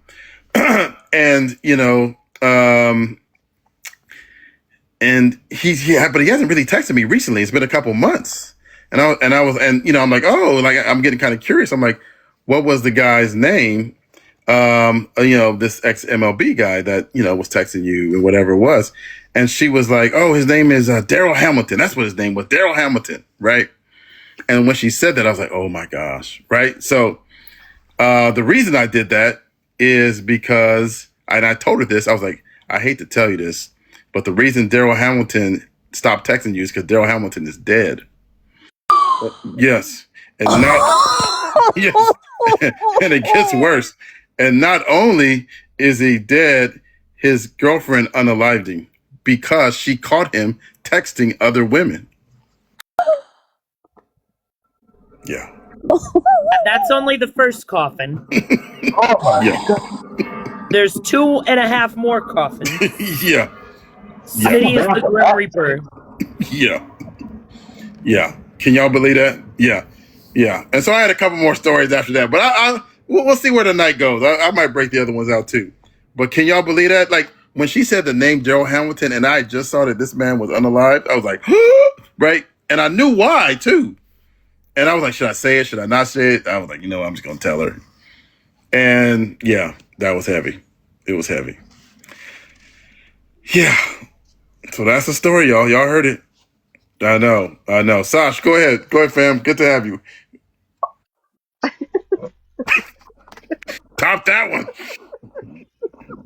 I want to have Again, I need to know what she said after you told her that. Like, did she put her phone down? Oh, what was the trip? Delete the number? Like, what happened? Yeah, so what she did was, because she had been really kind of negative, right? He was bothering me and texting me, right? And so when I told her that, her tone totally shifted. She was like, oh my gosh, he was so nice. He was so sweet. Like, and then she left. She left the dinner. What y'all need to know about the other stories that he's leaving out is that if Smitty ever comes to where you are and wants to meet up with you at a conference, I'm not even a believer, but douse yourself in holy water because people don't leave Smitty in one piece. Stay back. Oh man, stay back is crazy. That's stay back. Listen, Nichelle's only doing that because y'all, I don't know. So if y'all on the panel, have y'all heard the Pico story? Yes. No. You wait a minute. Covey hasn't heard the You Pico haven't heard the story? Pico story? No. Or I also have the memory capacity of a potato, so I probably heard it but forgot it. I don't know. Look at the croissants in the chat. What are the croissant? Like, what is the croissant and then the Oh, leg and the baby oh, one? I want to know that. little sis, it's a lot of pain. There's a lot of pain in the Oh. story. Let me see if Nichelle will tell the story for us. Go ahead, Nichelle. And My lips are sealed. people. Listen, there's interest fees, y'all. Listen, y'all are taking pleasure on my pain. Okay. Exactly. Your pain, your elbow Exactly, pain. Michelle. Can we start with the You Oh my god! think I'm gonna hide that, Michelle? Yes. Covey, girl, Your he pain, all does it right. so bad. And listen, Covey, it's so bad that he thinks it's like our story. Like, okay, guys, It's want to our be story. entertained? Want to be Oh, entertained? Cue it up. oh. Michelle, go ahead. And I'm like, dang. Come on, Nichelle. You can do it, Nichelle. Wow, not the voice. Oh my God. Oh my let's start God. with the Smitty couldn't cartoon wait at to the tell end. that lady that man was unalived. He was like, "Oop, I gotta tell her now." I know, I did. I would, I would have been I was like, like, "Oop, I can't have her well." thinking this man just, ghosted her. Oh God, what did I say? You know what? Wow. Your sister in the chat is just as messy Little as out her of brother. context. I see it's a family thing. Oh Lord, I Who? didn't even think about Wait, that who? word. That was not planned. Wow. That was Okay, good. Nichelle, what Oh, if we make a deal? I'll tell you a really messy story of mine, a really messy one, really, really, really Ooh, messy one. come on. If you tell me that story, Mm. Okay, I will tell the story, but I swear to God, this is the you know what, y'all? Yes. Okay, go ahead, I Covey. can't You believe tell I the said story, ghosted. and I will tell. And listen, if y'all miss it this time, y'all just miss it this time. Cause look, Smitty's sister in the chat dropping all kinds. Look at her dropping croissants. I thought we were cool. You know what I'm saying? Yeah. Everybody's dropping croissants. Okay, Covey, go ahead and share your story, and I'll share mine. so there are 222 people here. If any of you share this story, I will find you and Liam Neeson, you guys. Okay. So, anyways, She said Liam. so the story starts when Covey was 13 years old. Okay. So 13-year-old Covey, was a mess, a total mess. Okay. Now, listen, I might incriminate myself or other people too. So I just wanted to say I have a lot of stories. But anyways, 13-year-old Covey is bored with life. So she decides to start dating somebody. But I think I heard this story. you probably did. So she lies to them and tells them that she's 18. Okay. Yeah, I heard this one. Exactly. So she lies to them and tells them that she's 18 and gets into a full-blown relationship with a person who is like 21, I think, or like in their early 20s. Insane. So Covey then, right? Covey panics because things get a little too serious for Covey, right?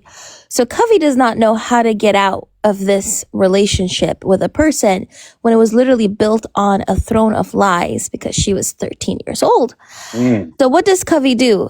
Covey could have, I could have just went to the person and told them like, hey, I want to end this relationship, right? But no, what I do is I send them an email pretending to be my sister, and I tell them that I died. What the? Oh my god! I basically literally ghosted them. There we go. See?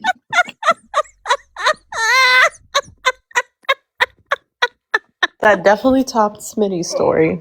Yeah. Damn. I literally ghosted them. I told them that I died in a car crash. Yes, I remember this. and then and then they sent me like an email like, "Oh my god, I'm so sad." And I was like, "Well, job well done." And I just stopped responding to them. And then like 6 months later, they sent me an email saying like, "Oh, I can't stop thinking about her." Oh no. Thinking I was my sister. And I was just like, well, I mean, I was just 13, so I'm just like, oh, okay. And I didn't bother responding to them. Little do I know, like, I don't know, they probably have been traumatized. They're probably going to therapy, still mentioning that one girl they dated back in the day. But also, technically, I don't know. I was 13, okay? At least, that doesn't top the time where I pretended to be a white woman to date somebody. So, like, that was another story. I didn't hear. No, this is what I had to hear. This is what I definitely had to hear. That's a story for another time, though. All right. No, we're gonna say that right now. Yeah, We're gonna say we that. We're giving Nichelle more time for. We got. Hold on. Just so we build it up, we gotta have Nichelle tell the Pico story, because I really do. Yeah, because this one is top tier. So wait till y'all hear this one. We'll say that every time y'all tell me y'all got a good story, I keep hoping it's gonna be worse than mine, and it never is. And now I feel bad for telling y'all, but I'm gonna go back on mute. You had a Catalina story. Woo! Catalina, boy. Yeah, that story was. Go ahead, Nichelle. Yes. I'm gonna get my beverage while y'all get this together. I just finished my beverage, and my daughter just gave me some amazing news. She wants to attend an HBCU here in Austin. Couldn't be more proud. Aww. I'm so proud of her. She's really trying to get her life back where she wants it after all of her surgeries. And so, sorry, that's what she was telling me. So, yes, I have my beverage ready. Let me wait for this brother to come back. There he is. I'm back. Woo. Okay. I see. Go ahead. I'm ready. The pea coat story, the infamous pea. I feel stupid telling it over and over again. Okay, first let me preface this. Young people, and this is not to be an insult. I'm just saying, I'm like about to be 53. So the last time you said young people on my panel. No, I know. That's what I'm saying. Don't make me pull out the L word. Don't make me pull out the L word. Good. I'm gonna do it with a hard L. Nichelle, I might do it with a hard L. No, you'll hear why. No. This is just wisdom. Just, I have to preface it because what I did was so ridiculous that I don't want somebody, to think, hey, that's okay to do. So, okay. That's all I'm saying. Okay. So don't repeat what I do. This was in my 20s. Okay, I'm old enough to remember there was a time when AOL and Yahoo had chat rooms. Okay? So kind of like lives, I guess, like this, where you could meet people. But it was all chat. It was like all text, all chat. And so Nichelle, wasn't it capped like at 20 people? It depended on the room. I feel like it was like 23 people. It was like capped at 20. Like that was the maximum number. I don't know why that came to. Right. But here's the thing, though. You could have adjacent private rooms if you met somebody. You know what I mean? No, that you wanted to further the conversation with or whatever. And I'm that's listening. exact. You know what? I swear to God. But that's how that. Yeah, you would meet these people. Hey, Talia. They were categorized by like different interests, right? So whatever, like if you're dating, whatever. Okay, so that's how I met this guy. He seemed like okay, cool. Seems like we're hitting it off or whatever. And yeah, we did like the private room thing. So because you don't want other people like hearing your conversation like in this public chat room. So anyway, we send information. Okay, here we go again with the peanut gallery add-ins. Okay, your ad libs just make this story 10 times worse.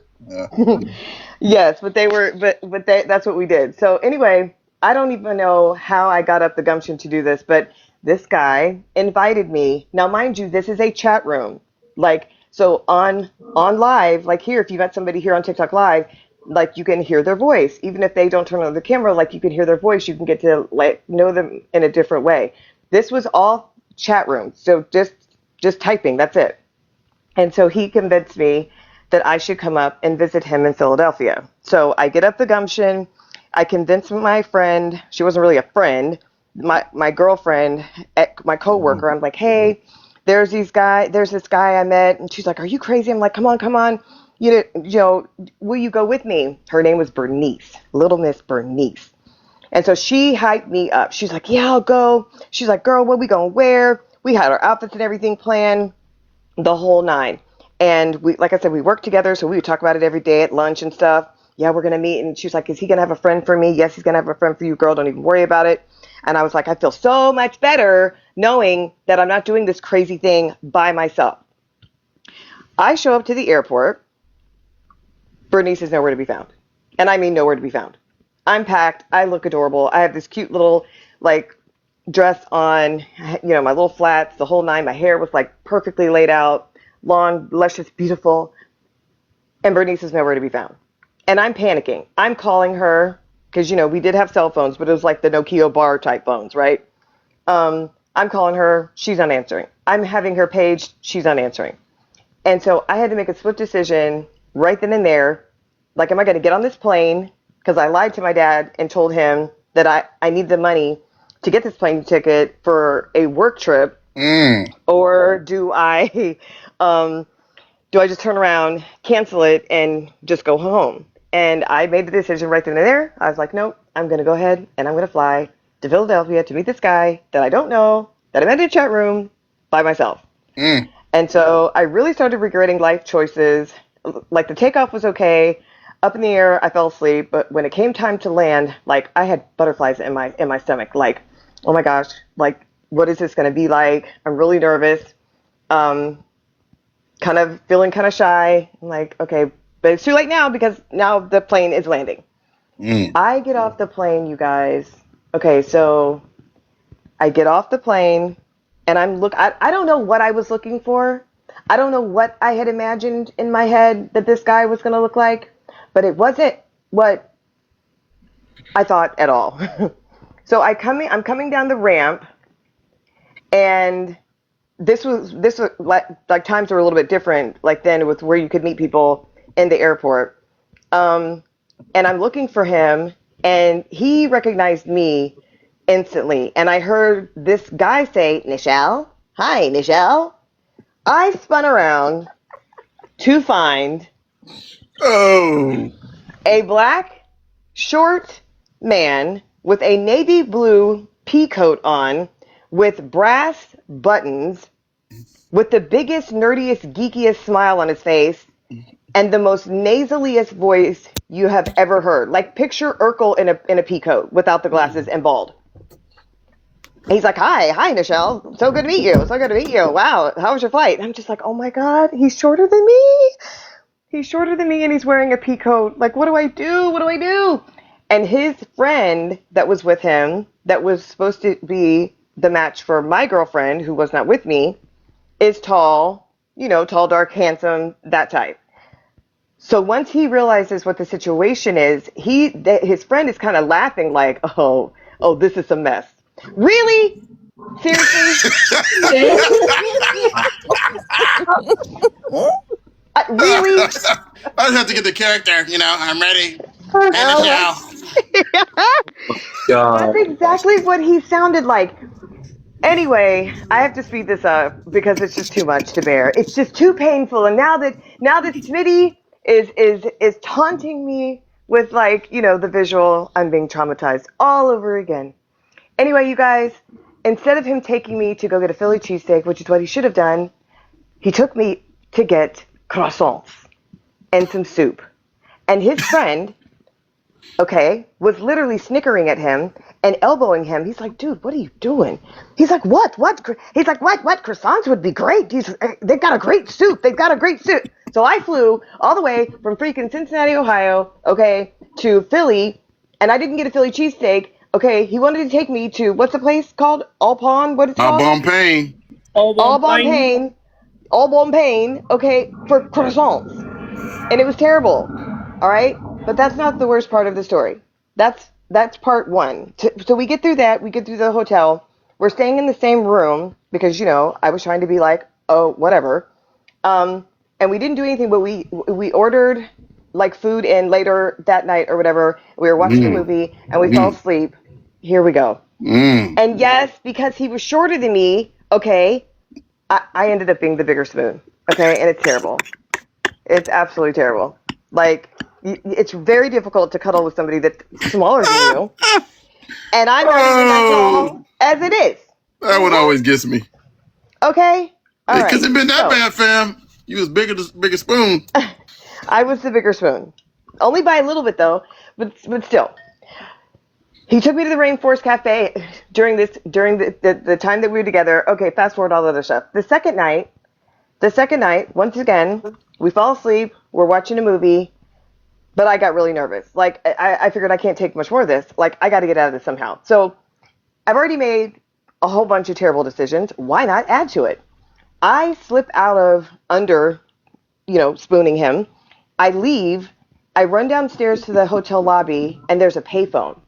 And I call my ex-boyfriend, who is a 6'3", very built, very buff police officer, specifically a detective.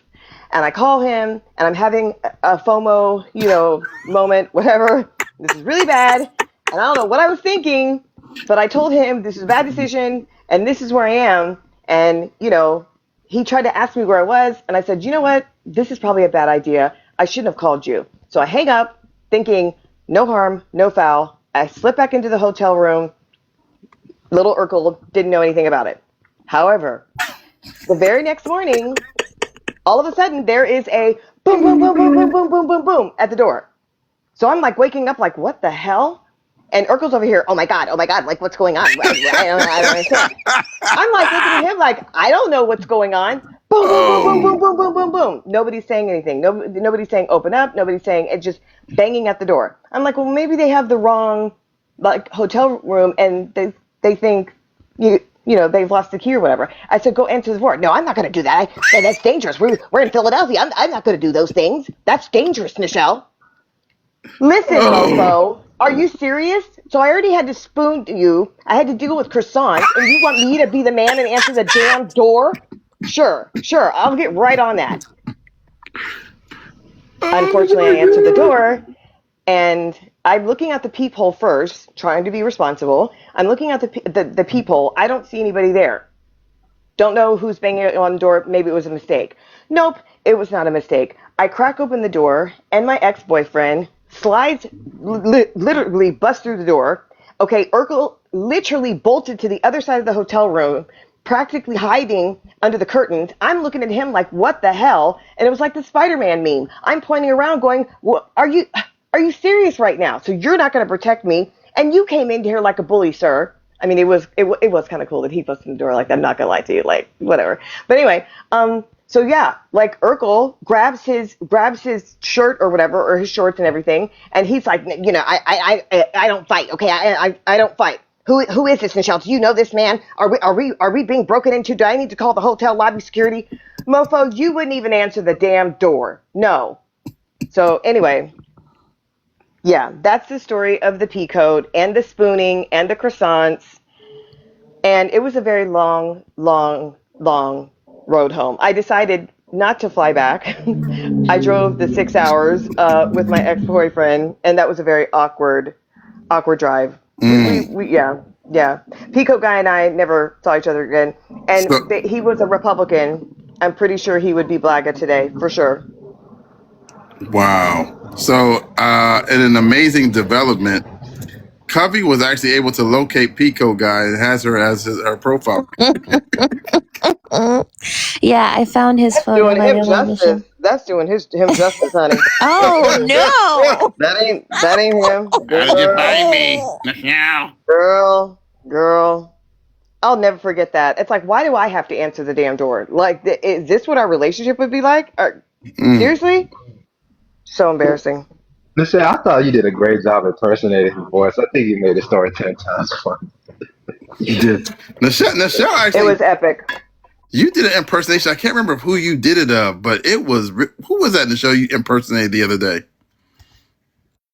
Who? You did that wasn't on Justice Live. You did somebody. Oh, I wish I could remember what it was that you impersonated. Maybe I can't remember. I thought you did an I did impersonation. Maybe impersonate, but not. I don't know what I was doing. I I can't can't remember what I remember. was It was doing. quick, but it was hilarious. Michelle, I can you do it? Wait. Can you do a Daniel impression, please? You know what, guys? The anime. Oh, let me not No, say it. a development on Daniel in a new update. So he found that same day, after all that bullshit, found his way onto a panel I was on, and I was exhausted, and I very calmly had a conversation with him and walked him through like so many things to the point where he was like not fully converted, but he was retracting what he was saying and saying that he realizes he needs to take time to learn a little bit more and to not be so judgmental. I said, well, you know what, Daniel, I hope you do. I really can't argue with anybody else tonight. I'm gonna leave it at that. This morning, he found my video of where I interviewed the young Black photojournalist at the State House who got accosted by a state official. And he puts in the comment section, I would like to apologize for my conduct to you, and how everything went down on that All live. right. Wow. I'm shooketh. That's dope because he was talking like That's Goku to great. you. He called me his enemy, y'all. No, I he really dropped thought it. he was in an anime. Like that was gotta come scary. off the camera for that. Wow. No. Wow. Oh, would you look at the time? I don't think we have time for my story. So,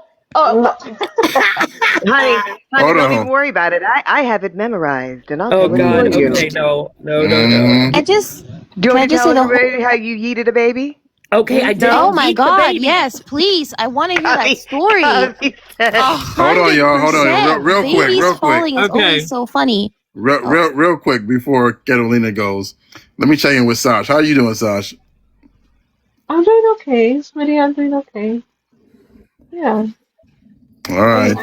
I'm hanging in there. Yeah. All right. I hear you, fam. I hear you.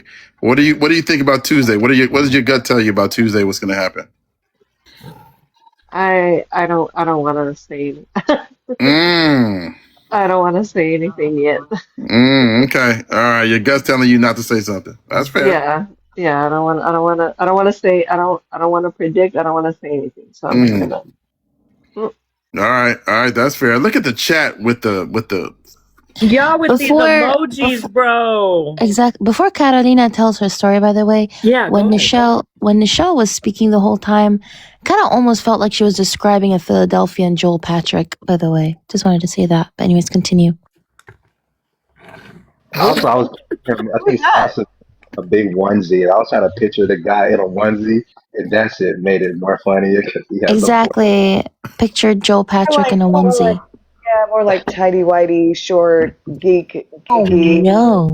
You know what I mean? That type of guy, ladies. And like, a listen, little I have strong. nothing against pea coats. I don't. Like if they're worn right, but like it just threw me Nah. off. It just the Nah. whole vibe threw me off. I don't, but here's the thing though, with The the way I would have hopped back on that plane, Nichelle. girl, I couldn't go back. And listen, just to wrap this all up in a little bow. His friend, as soon as he saw my face interacting with his friend, he started kind of giggling like, "Oh shit, this is crazy." Like she's not your type, like at all. Like the whole thing was just so weird. And when he recommended to go to Obon, whatever the place is called, with some croissants, Pain. Obon Pain. Well, it's a pain in my rear end. Okay, how about that? Yeah, but you were the big spoon though. Only by a little bit, my friend. And it was the best damn spoon he ever had. Okay. All right. Oh my. Talk your shit. Okay. Well, here's this is for y'all. Okay, you have to summarize it though, Carol. I know I can't. I know I gotta summarize it. So I would like to preface this by requesting that you all do not judge me or think that I kick babies on a regular basis or anything like that. Okay. Regular basis.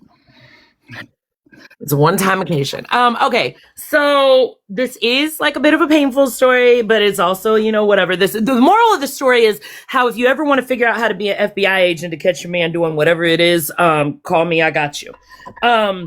So my ex-husband, to preface it and get the bad stuff out of the way, my ex-husband was a really horrible person. Please note to everybody in the chat, don't marry a Cuban. Terrible idea. Don't do it. Anyway, he was a severe alcoholic, extremely abusive, and you know, definitely cheated on me. But the worst part of the abuse is when I finally left him. So that getting that part out of the story. But you know, even when you come out of a situation like that, there's like a period of time where they're like, you know, trying to wear you down and beg to come back. And there were like thoughts going through my head. Do I want to do this? Do I think he can change? Whatever. Y'all with these emojis. So he's calling me begging to come back home, and I'm like, I don't know. And I'm like, where are you staying at? Because I know you can't afford the hotel anymore. And he's like, oh, I'm staying with this friend of mine who's Puerto Rican from work. Oh, well, I know who he's talking about. So I called the Puerto Rican's wife. I was like, hey, yo, have y'all seen You Set? She's like, no, why? And I'm like, okay, don't worry about it. She's like, oh, by the way, where have you been for the last couple weeks? Because I went to his baseball games every Sunday. And she's like, he said you've been sick. How are you? I'm like, yeah, I'm not sick, but whatever. So now I know he's lying. So he had cheated on me, but I could not prove it definitively, but I knew that he did. And the way I found out was like, girl that he worked with, whatever. He ended up blocking her like after the first interaction because he knew I was going to find out. Months later, some girl messages me privately and is like, hey, some chick on Twitter is like posting pictures of you. And it's this crazy bitch from Bulgaria, talking about, oh, he was the love of my life and he blocked me, but his wife is so beautiful. Maybe I'll never be like her. I'm like, what the hell's going on? Turns out the hoe, is pregnant. He swears up and down he never touched her. Look how ugly she was. And she was extremely ugly. Why would I ever touch her? I have such a beautiful wife. And I'm thinking, you know, you're right. Why would you do that? So he never admitted to it, whatever. But I remembered that incident. So I was like, what if he called this trick? Well, step number one, I had already copied his WhatsApp entirely to my phone. So I was intercepting all of his messages and phone calls. So I found a message that he sent his brother in Cuba giving him the girl's name to try to find her because he couldn't even remember where the fuck to find her. So that's where I figured out he was staying. So then it was like, now I got to figure out where she lives. So I found out the town she lives in outside of the city. She lived in an apartment. There were only 3 apartment complexes in that particular town. I looked at the facade of the building, determined which apartment complex it was, but then I had to figure out which apartment it was. So I remembered that she had posted a picture of herself on Twitter, and I went on there and I looked at the patio furniture on the patio of her neighbor's house right behind her, and then I was able to figure out which apartment it was. So I pull up, start banging on the door. I'm screaming at him in Spanish to get his fucking ass outside. I'm screaming at her in English, calling her every type of name under the sun. I ain't gonna lie. These motherfuckers had to use Google Translate to even communicate. This hoe won't come outside. He comes out. You don't know. No, she's letting me borrow the apartment. She lives with her parents. You won't let me come home. All I want to do is come home. I don't want anybody. Blah, blah, blah, blah, blah. So somebody calls the police and I'm like, you know, I'm out. Blah, blah, blah.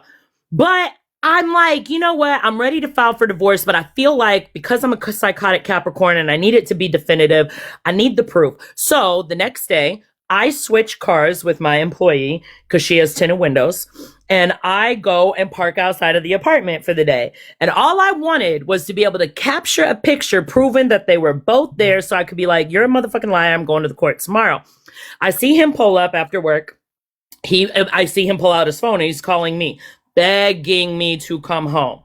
And I'm like, you know what? You're right, sweetie. I miss you too. And maybe we can work this out. Let's set up a time tomorrow to meet, blah, blah, blah, blah. He's like, I promise I love you, the love of my life, da, da, da, da. So I sit there and wait. Cause like I said, I got to see if she pulls up. And I waited and waited and waited. And then she's not coming. So I'm like, you know what? Maybe in some weird world, he's telling the truth. I start to pull off. But then the ancestors told me, nah, bitch, you better pull back around. So I did. And then I see her pull up. So I'm like getting my camera ready. This is all I got to do. And all I was going to do was take a picture. And then I saw him help her get the car seat out the car. And I was like, nah, fuck this. So I got out the car and I start walking over to them. She drops the car seat and her diaper bag and goes running off into the night screaming for help. I looked at him, cussed him the fuck out in Spanish. I said, are you going to keep telling me this ain't your baby? It's not my baby. It's not my baby. I'm just helping her. I said, you're a fucking liar. I'm divorcing you. And I hope they send your ass back to fucking Cuba. And I was like going off crazy. And listen, I'm not pro deportation. I just really hated this man at that point. So he grabs me by my shirt. He has the car seat in one hand. I want everyone to understand the car seat was not on the ground. It's not like I kicked it across the parking lot or anything. He had the car seat in his hand and he was grabbing me with the other hand and then tried to choke me. So I'm trying to hit him to get him off of me. He won't budge. So I gently took my foot and kicked the car seat in a manner that rocked it just to distract him. Nothing happened to the baby. He let go of me. I left. I went and filed for divorce the next day. So that's the part about the baby. Now to wrap up the rest about how I am a secret FBI agent or, you know, I could get away with anything. She ends up filing a restraining order against me.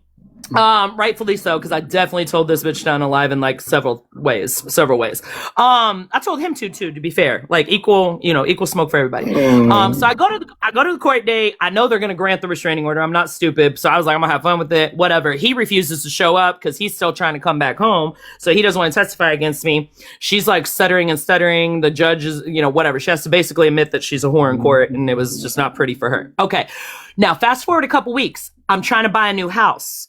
Our divorce isn't final. I have to get him to sign a legal separation agreement so that he can't try to get my new house or have any stake in it. So I agree to meet him at a hotel, which again, knowing that he's abusive was stupid, but I'm like, let me seduce, let me do whatever I got to do, get this paper signed, get this man out my life. So I make it happen, but I'm petty. And she happens to text while he's asleep and is like trying to ask where he's at. So I maybe took the phone and said, he's getting done the way he likes, bitch. I did. Every time I hear so it. I leave and I go home.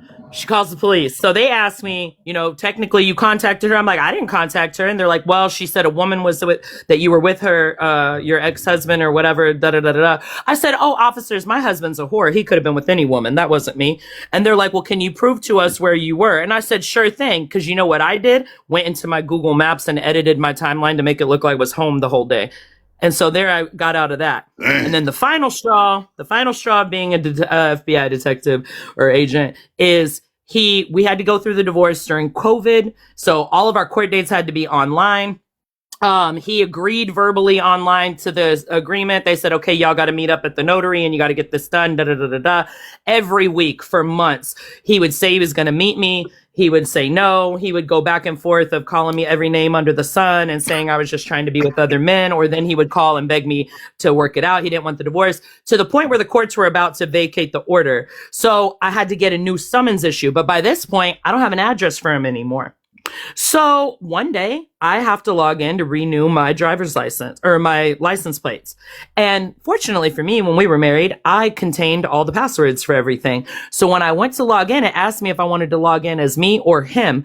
And so I went in as him. And luckily for me, he had changed his address. So I got his new address, got him served, got divorced. And to this day, he thinks that one of his friends told me where he lived. But long story short, I didn't actually kick a baby, but I can understand why people think I kicked a baby, and that's what happened. Oh my goodness! I do have a question. Yeah, we all got questions. I do. Like when you started off with the kick, did you hold back and your foot got closer to the car seat, or I'm trying to know? Did you start off with force and then slow it down? Like, oh yeah, I'm close, or you started off with the kick? Hold on, real quick before you answer that, Catalina. I got to hit this AI summary. Oh God, what does it say?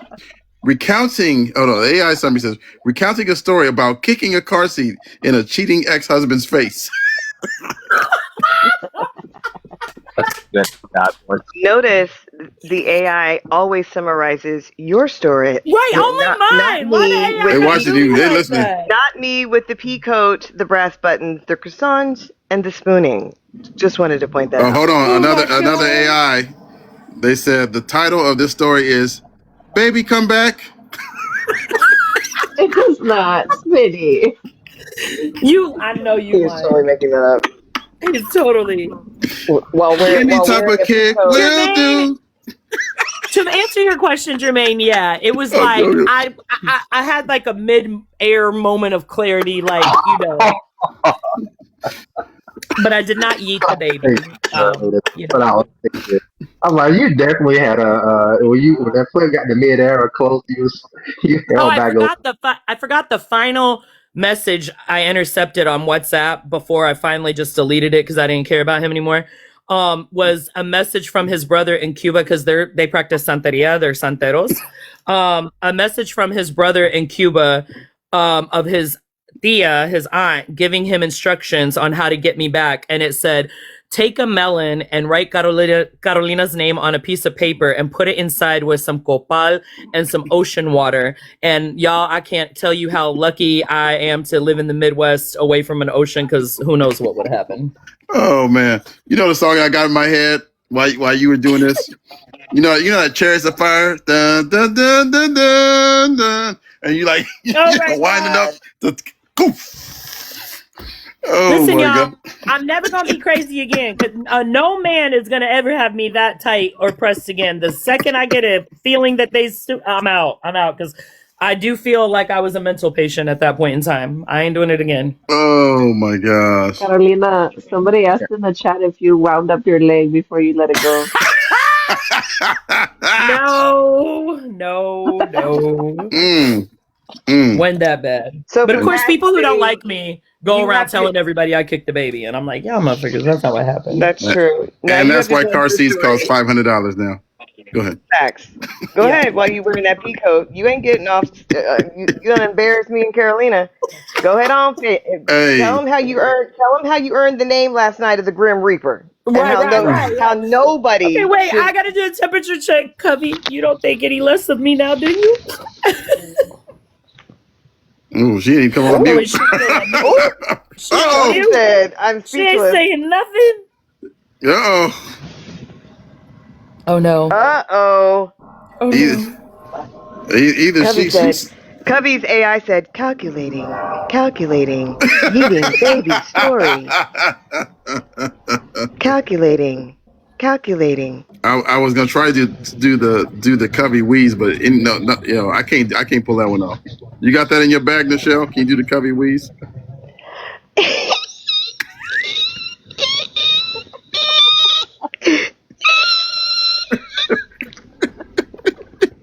I can do a lot of impersonations. Oh man, I wasn't happy right now. that wasn't bad. Now That it's wasn't bad. time for you to tell your story about the airplane story. Please bless the chat now. Oh my God. See. Tell All everybody right. how you got that Grim Reaper story, fam. All right. This one's painful. These are like I know. Pay attention, chat. Pay attention, chat. I kind of am empathizing with Carolina because it's some true sadness about the story. All right, so real quick, I'll tell the story. Phoebe says I'm seated. Oh Lord. So we already got one coffin. One coffin was the The Smitty baseball is- player. Oh my God, the Smitty of death. I am screaming. That is hilarious. That's so appropriate. Well, I got my snacks. Let's go. all right. So this was a while back. I wanted to, fly. I thought about being a pilot, so I started taking flight lessons. And so, when you're taking flight lessons in the beginning, it's real hands-on with the instructor, obviously, because you're learning. But after a while, you start to do more complex stuff. And then, when you get in the air, maybe about 5-10 minutes after takeoff to about, maybe 15 minutes before you land, there's not that much to do, right? And so you start talking to your instructor. We started developing a rapport. This guy was really cool. And I was talking to him and, and I had noticed he had some scars on his right arm. So I said, hey, I was like, oh, what happened? He said, I survived a crash. One person was unalived. He survived and had burns on his arm. I said, oh man, that's terrible. That's terrible. I'm glad you survived. And so, we started talking about whatever else. And so I took more lessons. And then one day, I'll shorten the story, but basically it was a very rough. And if you've ever flown in a small plane, regular turbulence in a small plane feels like an earthquake. Okay. So after that flight, we land, we go to the hangar, and he's writing in my logbook. That's what he would do every time. He'd write in my logbook, what we did that day. We did 5 takeoffs, 5 landings, power on, power off stalls, blah, blah, blah, blah. And he was like, we encountered mild. And right as he said mild turbulence, I was like, mild? Like, it just came out. Because I was like, I didn't think I was surviving this flight. Speaking about surviving, right? I mean, I was literally like scared. And so he was like mild to severe turbulence, right? So he wrote that in the logbook. And I was like, okay, if this is mild turbulence, I'm not cut out for this flying thing. Like I like it, but I'm not cut out for it. So I decided to, discontinue my flying, even though I love it to this day. Every once in a while, I still get a chance to fly. Highly recommend it. But for me as a career, I knew I couldn't do it.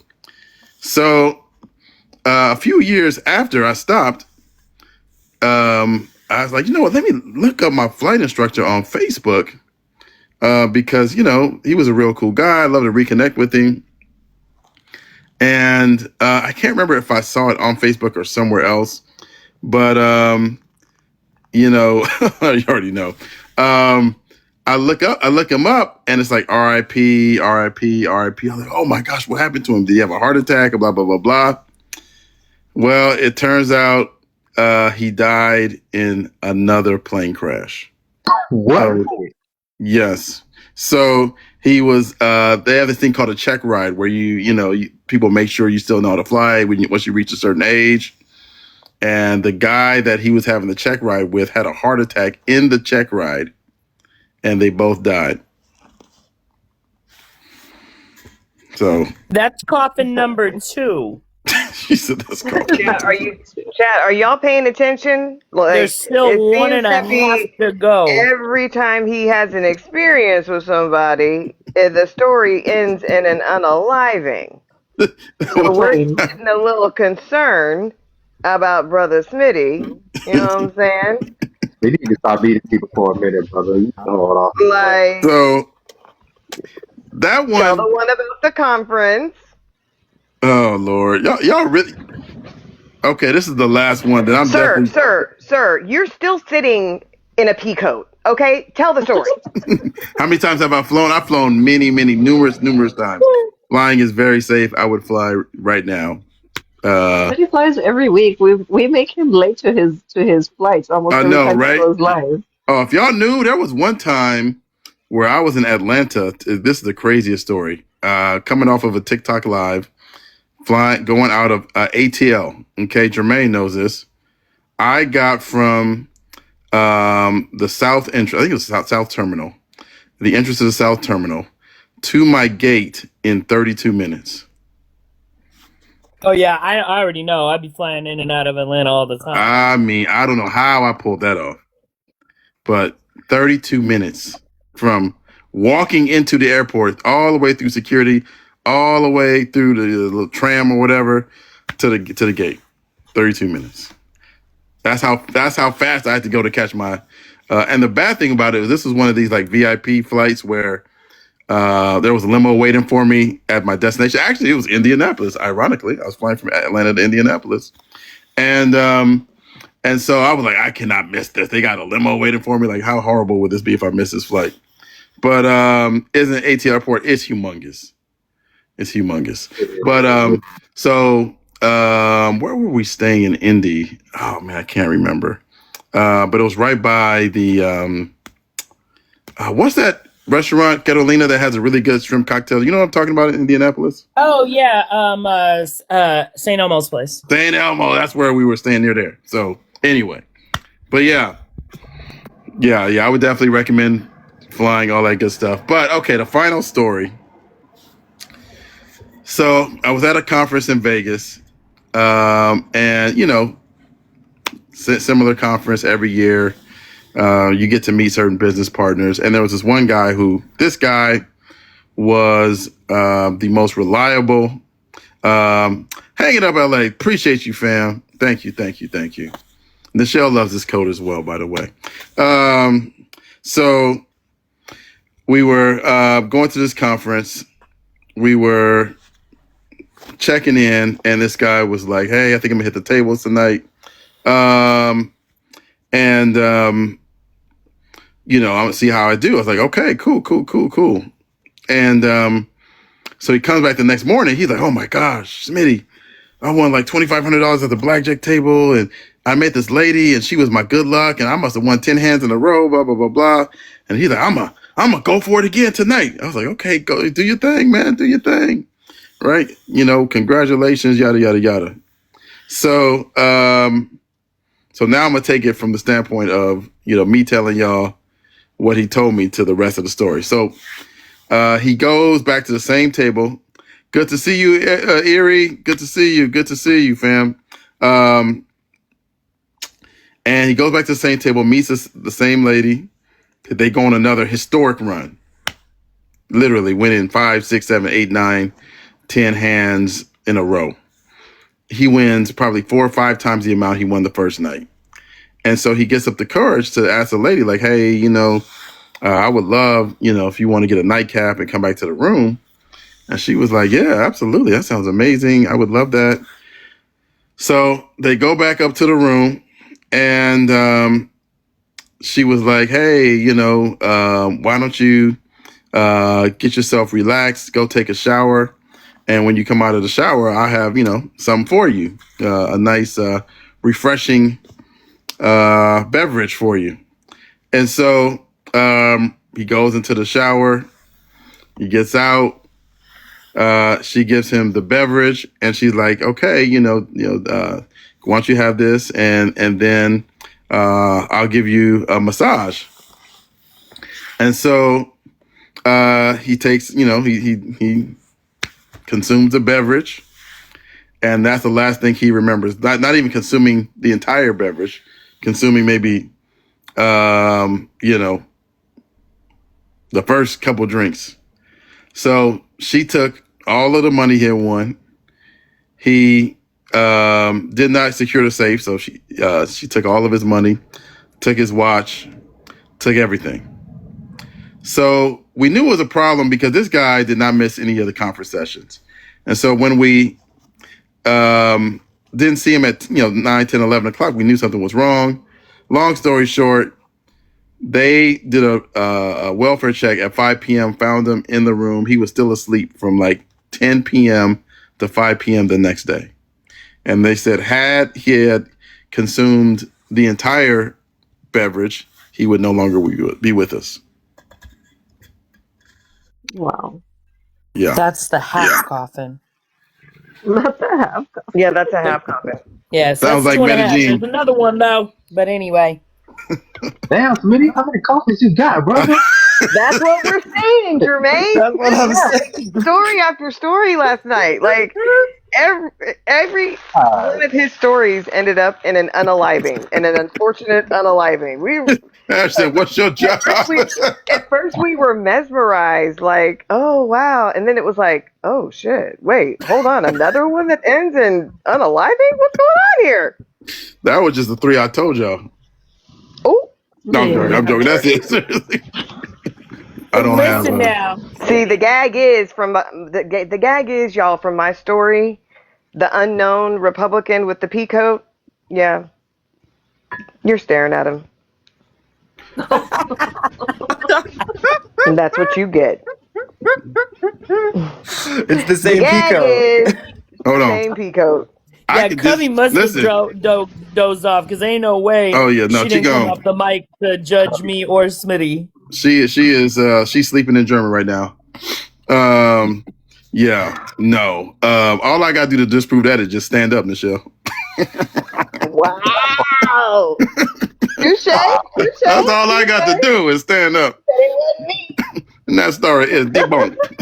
Wait,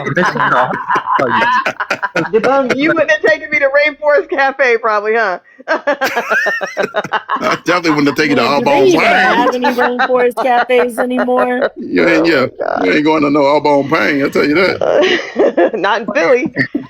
Dang. Miss Bell, how Wait, wait, tall are you? wait. Does Smitty have croissants in his house? I'm 5'5". No, No croissants. no croissant, no croissant, no. No You know croissant. what's funny is I've seen a whole lot of all bone pains. I've walked past all of them. Ain't no all Yeah, bone every pains for single me. time. It's the most boring food you Hell could no. possibly think of. Nah, I'm Thank you, cool with Carolina. I'm Thank cool you with for some all making bone your words. pains. I'm so sorry, Nichelle. Nichelle, if anything, I validate your pain. However, Thank you. I definitely would have got back on that plane. Mm. Or I would have bagged the friend, to be honest. Actually, that's probably what I would have done. I'm not gonna lie. Somebody asked me in the chat, why didn't you go out with a friend? I'm like, well, I'm not that kind of a girl, but I dang. am though. I very much am though. So that's what I would have done. Mm. Oh, so yeah, my sister was at the market. She said she got a surprise for you, Nichelle. It's a 24 pack of croissants. You know what, Andre? Oh, if I wasn't in this mode, if I was in the other mode with a green screen, I would show it to you. Oh my gosh. I'm telling you. I mean, it was like I never seen as many croissants packed into this little bag. I ain't never Where you get seen it from? Costco? Costco? I don't know where she Where the, went, but where the They got croissant? I was those. about to say, yeah, Fresh Kick said it. Costco. It's got to be Costco. Yep. I mean, ruthless. What y'all? I'm telling you, what is it about the chat and when it's people that come up here? I mean, listen. Be honest with me on the panel. Is there a more aggressive chat than my chat on TikTok, on No. political TikTok? Honestly, Well, in a good way. in a good I've way. been in Oh, some in a very great way. Yeah. I've been in chats. I've been in panels where the chats are like so damn toxic. Mm-hmm. No, your chat be having me rolling Oh my on a God. daily basis. Oh my gosh. Oh, the chat is. Thank you, Ash. I appreciate you. Your chat can Oh my gosh. I'm telling your you. chat. I'm telling you, I would never, ever, if I had an opposing view, first off, I would never come up against the panel I typically have, right, with all of you guys up here. I would never. Then you can't even look at the comments because oh my gosh. I think it's more funny, Smitty, when it be like when these black men get up here and they be so Republican, your chat just goes to 10, man, and they just be eviscerating them in the chat. I just be like, bruh, this chat ruthless. I couldn't imagine being the Comedy. opposite coming on It's your the panel. best. Yeah, it's the best comedy from the chat. And the worst part is like, it's a great day when the chat and the panel are vibing and can throw Smitty off. And once he's done, he's done. He's done. I want to show y'all real quick. This was the comment that Daniel left on my video. So maybe we entertain him the next time. Oh, it cuts off and it says, I'd like to apologize for my behavior the day before the last. It was rude and ignorant. Just thought y'all should know that. I gotta say that's a pretty big development. That is. Because Yeah. I mean, Naquan was talking about paying Smitty money to permanently ban him. Yeah, I know. A lot of money. It Yeah. is. Remember, Like that's a big deal. remember Sasha? the last time? No, I was agreeing because remember the last time too. He was saying that he was gonna ship us off in boxes. Oh no, He said it I was was wild. Yeah. He called me his enemy, y'all. Like he was like, Yeah. So like Yeah, that's really really good that you Mm. were able to talk to him like that, Carolina. I know. I mean, honestly, I'm shocked at myself, you guys, because that day I was like, I'm done with him. I can't stand to say another Mm. word to this man. And when he ended up on the panel I was on that night, I was already exhausted. And I was just like, you know what? I'm going to take my time to walk through this and tell you exactly what I think, but I'm going to be very calm. And then he was being very quiet and taking it in. And I said, so on that note, I don't even want to be on the panel anymore. I'm going to call it a night. You know what? I hope you sit with that. And then, yeah, I woke up this morning and that was there. And I was like, well, damn, I reached somebody. You did. We were just talking about that. Totally mischaracterized your final straw, sis. Thank you for being mild. What did he say to you You came off the mute so fast. I was trying to control the timers. Carolina said, "That's it, Smitty? That's it? I'm done? I can't take it anymore." Oh my God. I was like, oh my God. I've seen her crash, but this is epic. Like, Oh my God, yeah. yeah. It was Oh too yeah. much. It was too much that day. Oh, you're like, I'm about to crash out. I was like, I was like, I'm oh, about to let me get him lose out. it. I don't care. Oh I was like, yeah. Smitty, I'm sorry, but it's happening right Oh, now. I knew. I was like, nah. Yeah, I was like, I was like, Oh my God. oh man. JPS has a question for you. Oh, I saw that. A lot of people crash out on Swan's live. Yeah, I believe that because Swan is a tactician, boy. So the P code is for Nichelle, y'all. The P code is for Nichelle. I like to see Netta crash out. It's very rare, but oh yeah, I got to get Netta back up on the panel too, because woo man, she was talking about getting somebody with a tranquilizer the other day. I was like, oh my God, had me falling out. It makes what you do, your panel. I've always told you that, like, to be able to curate a space where we can have these super duper uncomfortable conversations. You feel like you're not going to make a difference. Because I thought Daniel was done. Like, he had changed, that brother changed his profile picture. He wrote us off. He told us he wasn't going to come back, then came back the very next day. Mm-hmm. And seemed to not really be, moving in a more accepting, direction. It just seemed like every single day he was just more and more angry and angry and angry and hurt. And Noah said, I'm the last remaining op. Noah, you're not an op. You're not an op, for sure. But yeah, I think that's got to make you feel good, Smitty, that now the real test is going to be, if he requests up again and hasn't grown, then we might have a different,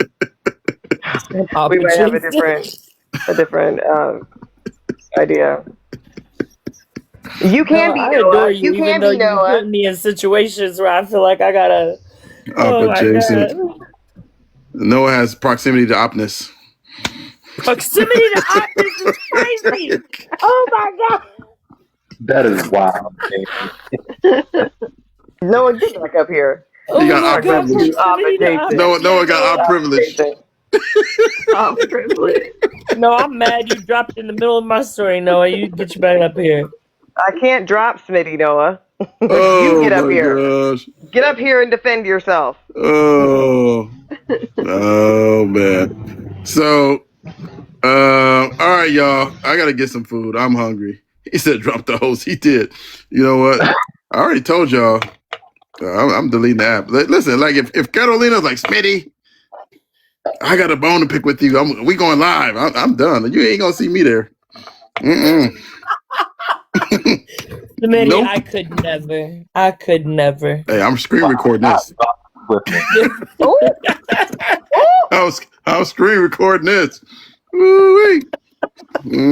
Cubby, Cubby jokes about it, and I get scared.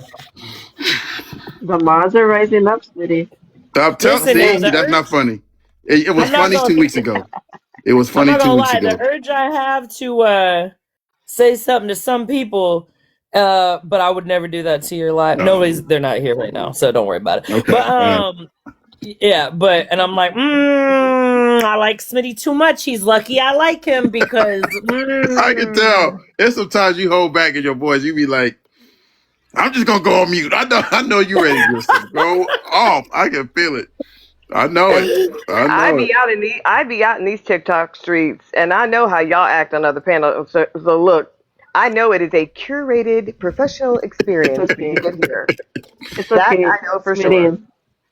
It's okay. We won't do it on your live, Smitty. We'll do it somewhere else, and then we'll invite you so you can come have a video. Ooh, all right. Yeah. Now listen, you meet me in person, it's gonna be different. But on the panel, we gotta meet you. If we meet you in person, we better be like, wearing cloves of garlic and I don't know what else. I mean, hey, listen, hit me up. I'm sitting for my life insurance license. You're gonna need it.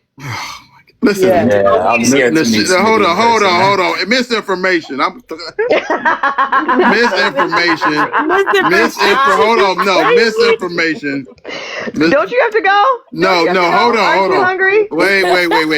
Aren't you hungry, fam? Wait. I'm missing. Nichelle has already survived Smitty twice. Okay. Don't you need your water, Smitty? Yeah, don't you need? Josh! You said wearing water bras filled with holy Don't water? start. Oh, mods unite. You took it back with that one. You took Okay, D-Nice. Simple. So look, let me ask you this. So Simple. First of all, let's say listen. you making like 50, right? And she just said, you know what, I'm just gonna sit at home. I don't want to work. You gonna date her because she like you? She said she gonna sit on that she don't want to work. Okay, then she Yeah. gonna run the business at the crib. It's cool. We gonna get D-Nice, some come on money. now.